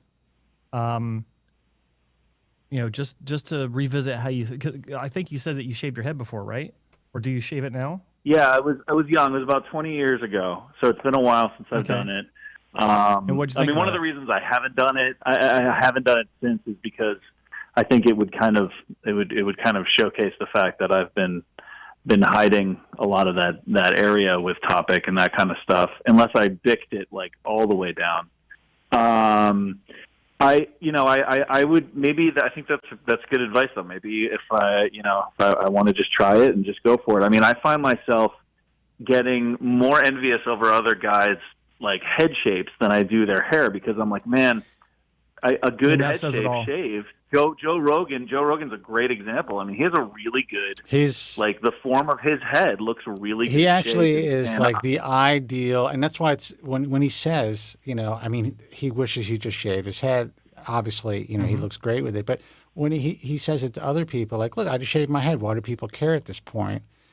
He is a unique anomaly. He's got the perfect eyebrow to top of the scalp ratio. He has good strong features, incredibly strong jawline. It just works perfectly for this guy. If I were to shave my head, I would look like Kane from Kung Fu. I say that all the time. There it is. It would not work for me, in my view. Now, would I do it if I had to? Yeah, and I'd probably end up getting used to it and figure something out, some way, start wearing fedoras or some stuff or whatever. Joe, I almost cursed again. Did you see how I held back? That was pretty good. I did. Well done. Bravo. Thank you. Thank you. But yeah, you know what? I mean, even before you decided to go under the knife, so to speak, if you have one more shave in you, you should give it a shot. Okay. 100%. That's great. Because you might just you guys are and keep in mind 20 years ago, 25 years ago, you shave your head, you're a skinhead. It wasn't really acceptable. Like 25 years ago, and that 20 years ago is starting to get more acceptable, but now it's nothing for people to shave their heads, or at least to see people that have shaved their heads. And I think that in your case, because you've been dealing with the Topic situation for so long, this might actually be a eureka moment for you, where you're like, wow, I don't have to deal with that anymore. Just shave my head, keep it really, really short on the back and the sides, just to prevent that contrast from being as visible as it would be if you let it grow out, and embrace that. So instead of sprinkling the Topic on your scalp every day to go out in the world, just bick your head every day or every 2 days, and see how that works. The guy that my best friend from high school, the one that's actually responsible for asking me to go with him to the initial consultation that we both had 30 years ago, he bicks his head now. He shaves it. He did eventually get S&P for the top, but he has been shaving his head for 10 years, and it works for him. He's actually got a Joe Rogan head, and it works very well for him. You don't have to have that kind of head, but he just happens to. If that works for you, if you're like, wow, you know what, this is actually better than I thought, then it's less maintenance, less of an issue having to worry about sweating in the summer and things running down your face. It's not maintenance free, but it's less maintenance than having to use Topic, and less worry. So that might be the answer. But if it's not, then you know the path forward. There is no more question, and it's just a long process of figuring out which path to take. Exactly. You got some paths laid out in front of you. One you can go ahead and close down, which is the head shaving. You'll know. Fantastic. Amazing advice. You guys have brought my anxiety level down so much in the last 20 minutes. It's unbelievable. Glad to help. I've been on long enough. I thank you guys. I can't thank you enough. I might call in the future if I have more questions, but this has just been the most edifying conversation I've had about this with anyone. All right, brother. Listen, we're glad we could help. Good luck. And I think one last attempt at shaving may be the way to go, and then surgery is always going to be there for you. Okay, great. All right, brother. Take care. All right, thanks, guys. Okay, Take good care. luck. Bye-bye. Thanks, man. So now I can't shave my head because Rob Hellner is like, you won't look good bald, Spence. You know, now he's put that in my effing head. 888-659-3727. Let's see who this is. Hey, you're on the air. Who's this and where are you calling from? Hey, this is Eddie from Houston. Eddie from Houston. Hey, How are Eddie. you, man? Hey, good. Long time listener. So, where I am right now, I've discussed this with you guys in the past. I've already had 3 FUTs. Okay. And there's still a little gap in the back. It's maybe anywhere from 2 to 4 millimeters. It's much better than what was before. I was concerned maybe doing another FUT, but I don't want to risk it. I'm a little concerned about that being going under the knife for the 4th time. So I'm thinking maybe just doing FUE and just filling it up, but not until after I do an FUE for getting some more density in the frontal area. Okay. But I'm thinking doing FUE. Yeah, go ahead. Can you remind us of of the situation overall? You had three FUTs. How bald were you? What's the outcome? Were all 3 FUTs to continue to improve, or were any of them repairs, or just scar revisions? I don't remember all the details. Just give us the summary of everything. I mean, it was originally with Bosley, and I had 2 surgeries with Bosley, and it was horrible. It was a huge scar on the back, and the second time it got a little shorter. The scar was a little shorter, but it was still it was a bad experience. I waited 5-6 more years before I would come back and do a final FUT with Dr. Wong, because it was so traumatic. I just was completely resigned. So I understand. The hair. Yeah, it looks good now. I'm content with the way it looks, but I just want to complete the process and just get the FUE and just refine the hairline and just create some more density. But I'm very apprehensive. I looked at some doctors. I called around a few doctors. I realized that not all of them do the complete procedure. Like, one does the extraction, one might do the placement. I forgot the terminology they use, but and one does the cutting. Well, there's no cutting for the FUE, so just who does the extraction and who does the, what do you call it? Other word than placement. What's the word? The setting, or what do you say? Recipient site creation. Yeah, they used a simple word. It was just one simple word, but the setting or whatever. Placement. Placement. I think it was placement. Okay. Okay. So I looked at a few different doctors. I'm really scared about moving forward because of my previous experience. But I just want to make sure I get the right doctor. And given my circumstances, I just don't know how to move forward. Well, what have the influencers told you? I'm just kidding. What was that? I'm just kidding. I said, what have the influencers told you? Look, you've had some, not great experiences. That's what you're telling me. So I understand why you would, be trigger shy. Is that the word, Joe? Trigger shy? The term? And you should be, because every procedure that you have is a risk, and the fact that you are, from what I heard, you're like essentially, almost a repairs patient at this point, right? Yes or no? A repair patient? Yeah. I mean, you didn't feel like you had great results. Yeah, but the third time around, the final time with Dr. Wong, I've had a few punch outs also with different doctors. Twice, because the hairline was so, it was rounded. It didn't match my face, the shape of my face. It was not the best design. So now it looks a whole lot better. I mean, you can't really tell if I did. I don't think people can tell if I really did anything. So what's the reason why you don't want to go back to Dr. Wong? Is it because you don't want to use technicians to do the surgery? So first it was because of COVID. I couldn't get in there unless I got the shots.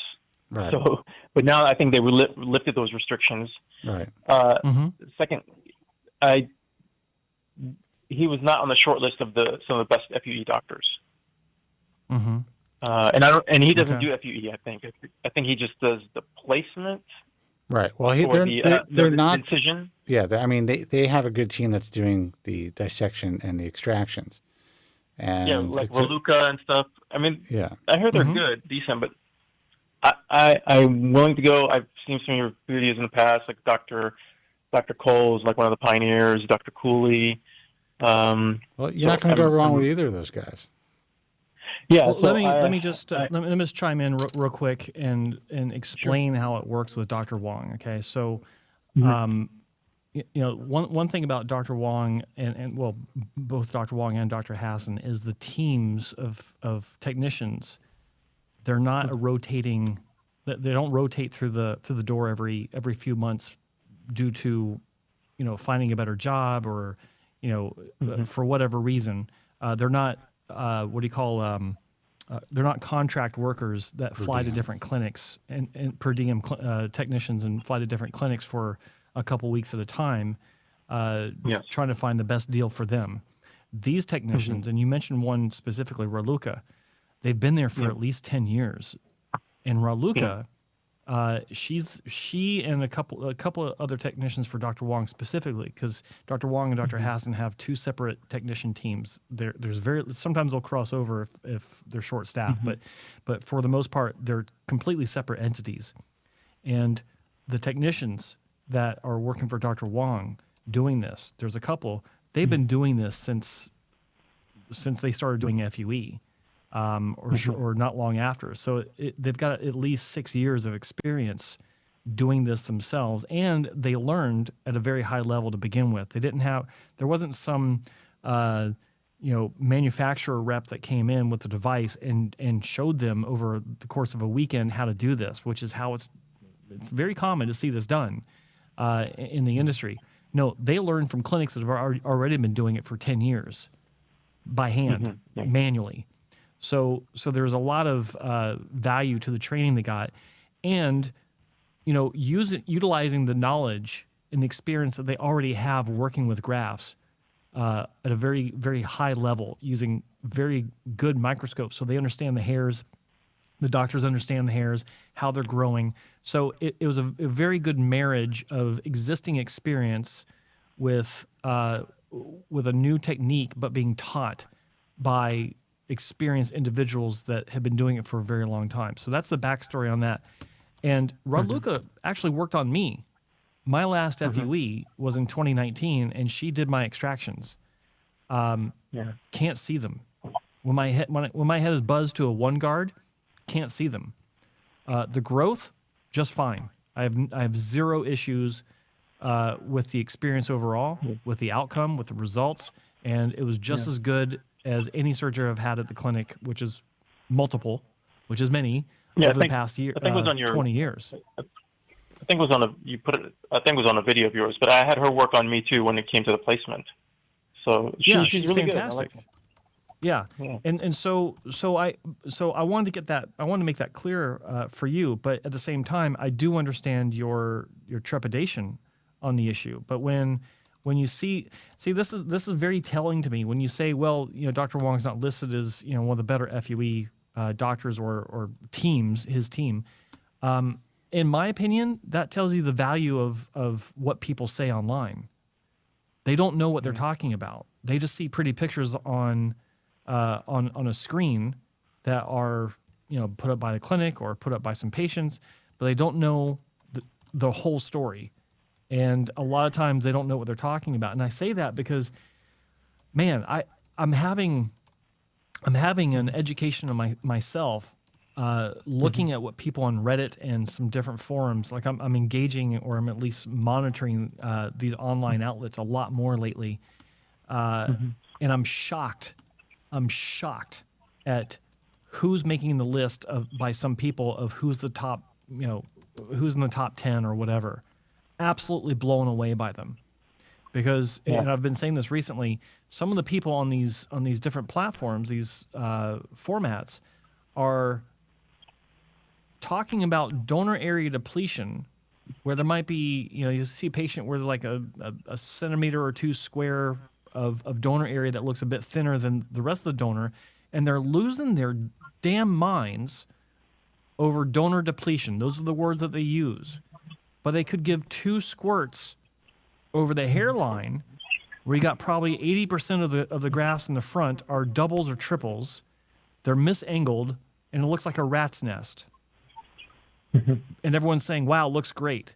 It blows my mind about how the focus of what's actually important has shifted to something that is absolutely irrelevant, because you see areas on someone's scalp that's naturally thin to begin with versus something that defines you as a person aesthetically. When people think of you, the mental image that comes into their mind, and in a lot of these cases, it includes a hairline full of ant legs on growth hormone, like I used to have. It blows my mind.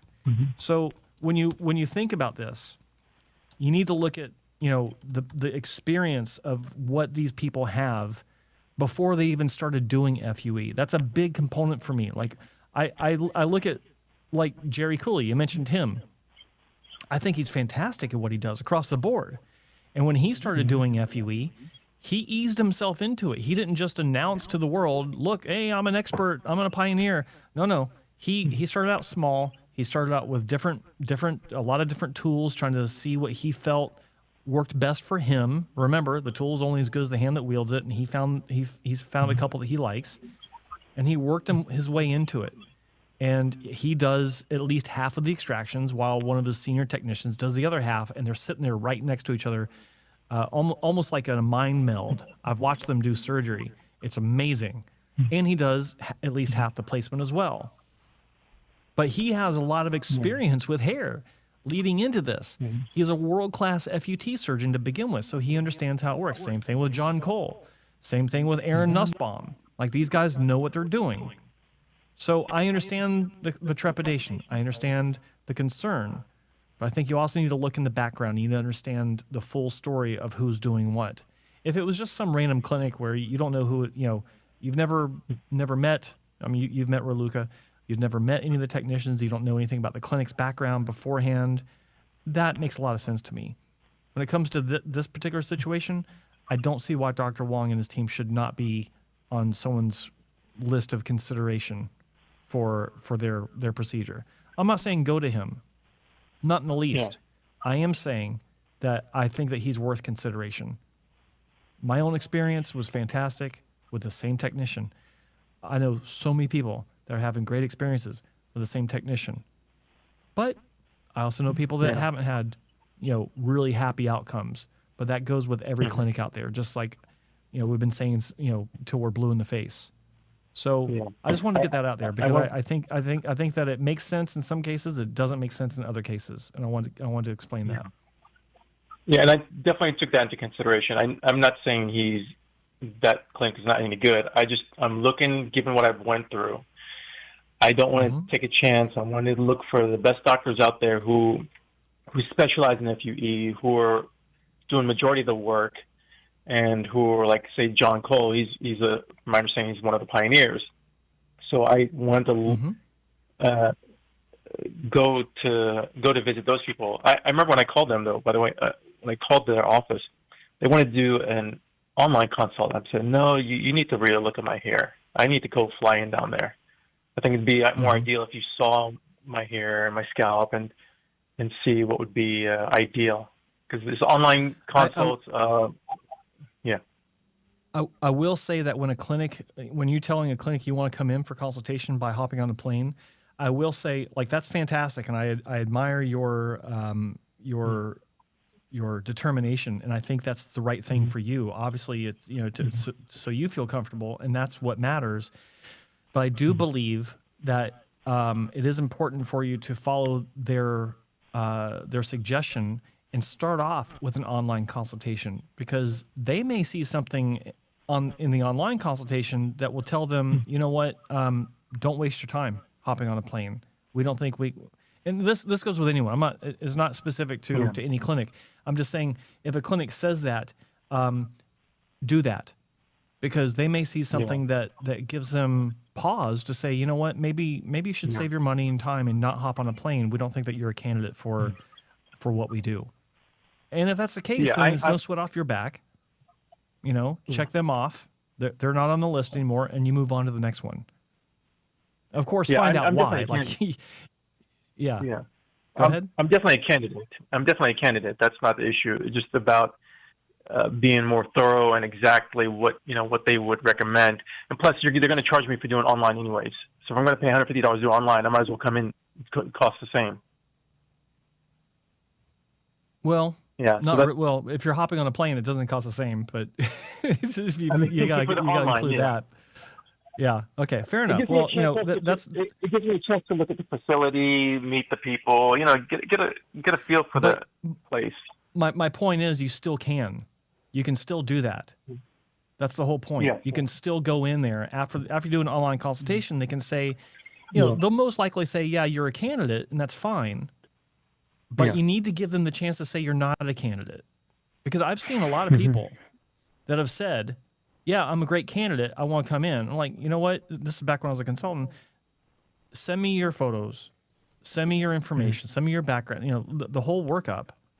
And I get the photos. I'm like, he's actually not a good candidate based on, it could be for any reason. It could be for your physiological challenges, like maybe the scarring, who knows, or maybe your expectations. I don't know what your expectations are. That's between you and your doctor. So I'm just telling you, this is a good idea because it saves everyone potential time and money. And if you're not a good candidate, you don't want to fly down and waste that time and money. And just do this step. If it costs money, then fine. I doubt that they'll charge you a second site visit if you want to come see them in person. I doubt it. I don't know. Yeah, we'll see. But just something to keep in mind. Get that out of the way. Okay. And the way they respond to you online, that too can tell you if it's something you want to move forward with. They may say something, and again, this applies to any clinic. They may say something that is a red flag for you. Like if you contact a clinic, and again, any clinic, insert name here, and they say, yeah, you're a great candidate. We recommend X number of grafts, and it's twice as many as you've been recommended by 5 other clinics that you've been to or talked to. That's a red flag. Yeah. Why is it so much more? Yeah. Why are they? I don't know if I like that. And you get into that dialogue, and you can flesh it out and decide, okay, that makes sense. I want to come see you, or no, it doesn't make sense. I'm moving on. Make sense? Yeah. No, I got it. Yeah, I appreciate that. Do what you want. I'm just fleshing that out. Of course. Yeah, no, it's good because other people listen to this, so they're going to benefit from it. Now, given that I've had 3 FUTs, if I'm going to do an FUE, isn't there a finite area that they can grab from, like the donor area? You can't just grab it from all over the back of the scalp, can you? Well, it's all finite, of course. You only have so many grafts you can move. Yeah. But that's what they need to determine. That's what needs to be determined. How many grafts can we take from any given area on the scalp to accomplish the patient's goals? Is it to thicken up the front? Do we have enough grafts for that? Okay, where we're going to take them from? Okay, well, the occipital area looks like it's a little thin. Let's take it from maybe the mastoid processes or the bilateral donor area, maybe just above the left ear.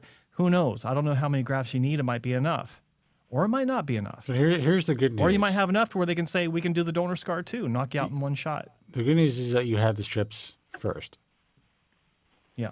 What was that? The good news is that you have the strips first. A lot of guys today, they're like, you know what, I'm going to go into this and I'm going to get FUE first. And, if I need a strip in the future, then maybe I'll go that route. That is the wrong way to go. Yeah.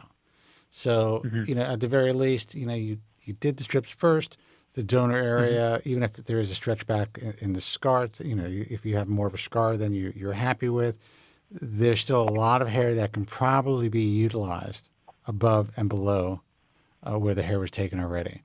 So you're in a good position there. So they can take donor hair from the occipital area, which is the main part. Right. And also below it too, you said? They can. A little bit. It depends. Okay, and they can take it from the sides. It depends, but yeah. They can. It's possible, like Joe said. Traditionally, yeah. Yeah.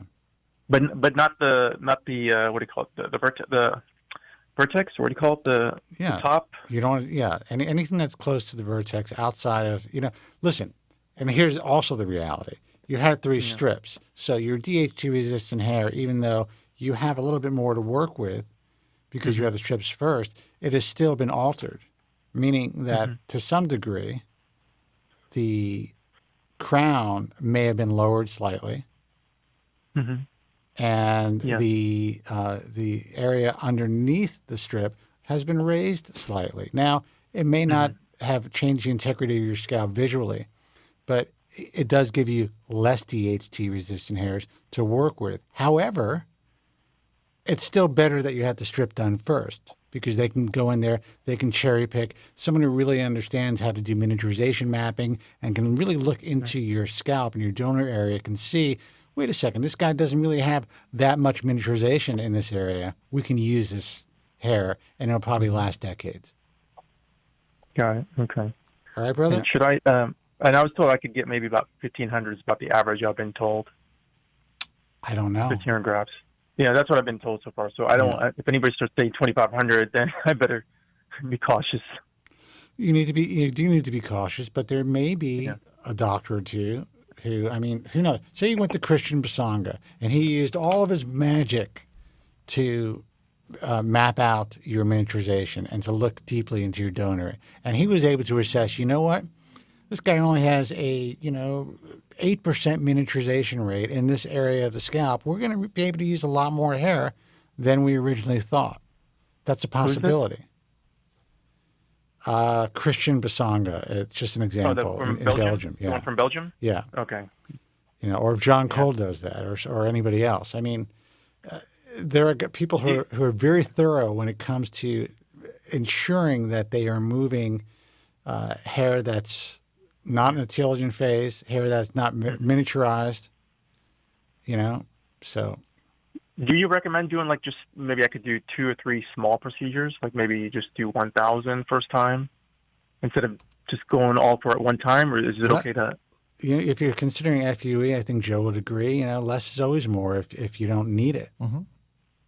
Yeah. Like just do maybe 1,000 first, and if there's more in the future, then do another 1,000 or whatever's able. Rather than doing sometimes. If going through the process and having 1,000 grafts and waiting the year for those grafts to grow in is going to get you to a position that you feel more comfortable in your own skin, then why not? Yeah. Okay.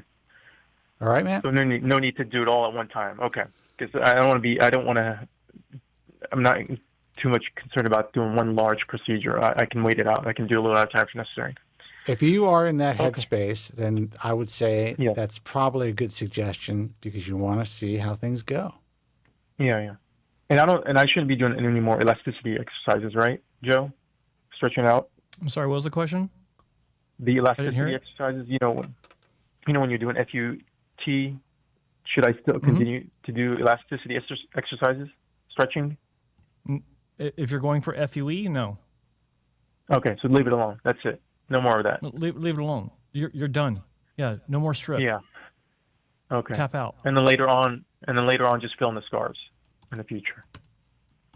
If you feel the need, yeah. It's okay. Yeah, I do. Look, I need it. Yeah. And one last thing I wanted to address. You're talking about 1,500 is the average. You've been told if you hear 2,500, then red flags. Ask for justification from everyone. Why this number? Doesn't matter what it is. Doesn't matter if it's 1,500, like 4 other doctors said. If it's 2,500, like one. Why? Why do I need 2,500? And don't say all these other clinics have been saying 1,500. Just say, well, how would that be distributed? Why this? Why that? Always ask questions. Good point. And you might be surprised what they tell you. Okay, perfect. All right, brother. Guys. Good luck, man. Thank you so much. I really appreciate your help. Guys. Take care. Thanks for calling. You too. All right. Have a good weekend. You too. 23 minutes after the hour. I know we started late, but we can't take a long call. If we have somebody on the line, if it's a 5-minute call, I'm good with it. What do you think, Joe? Yeah, I'm good with it. Yeah. All right, let's hear it. Starting the timer now. Hey, you're on the air. Who's this and where are you calling from? Hey, I'm Alex. I'm in San Diego. Hey, Alex, what's happening, man? Hey, Alex. Hey, I'll keep it short. I know you got 5 minutes, so about a Norwood 5. I talk as fast as I can. No, I just had a consultation with 2 doctors. The first one recommended 2,800 grafts for my frontal region. That's what I'm interested in. 2,800 grafts FUE. And then I just got done with the second doctor who specifically was very vehement about 1,800 grafts only via FUT. A big part of his reasoning was something that I'd never really heard about, which is the limitations of density within an area, saying that people overpack hairlines, people make things too dense when there really isn't the correct amount of supply to that area. I was wondering if you could weigh in on that. And why specifically the first doctor would recommend such a large amount of grafts comparative to the second doctor. I mean, not that you have all the information, but curious your thoughts. Go ahead, Joe. That's all we need. That's fine. I have heard this question, and I've gotten this question more times I can count. And that's not just hyperbole, like literally more times I can count. I've heard this so many times because when I worked for Dr. Wong, we would routinely quote more grafts. Careful.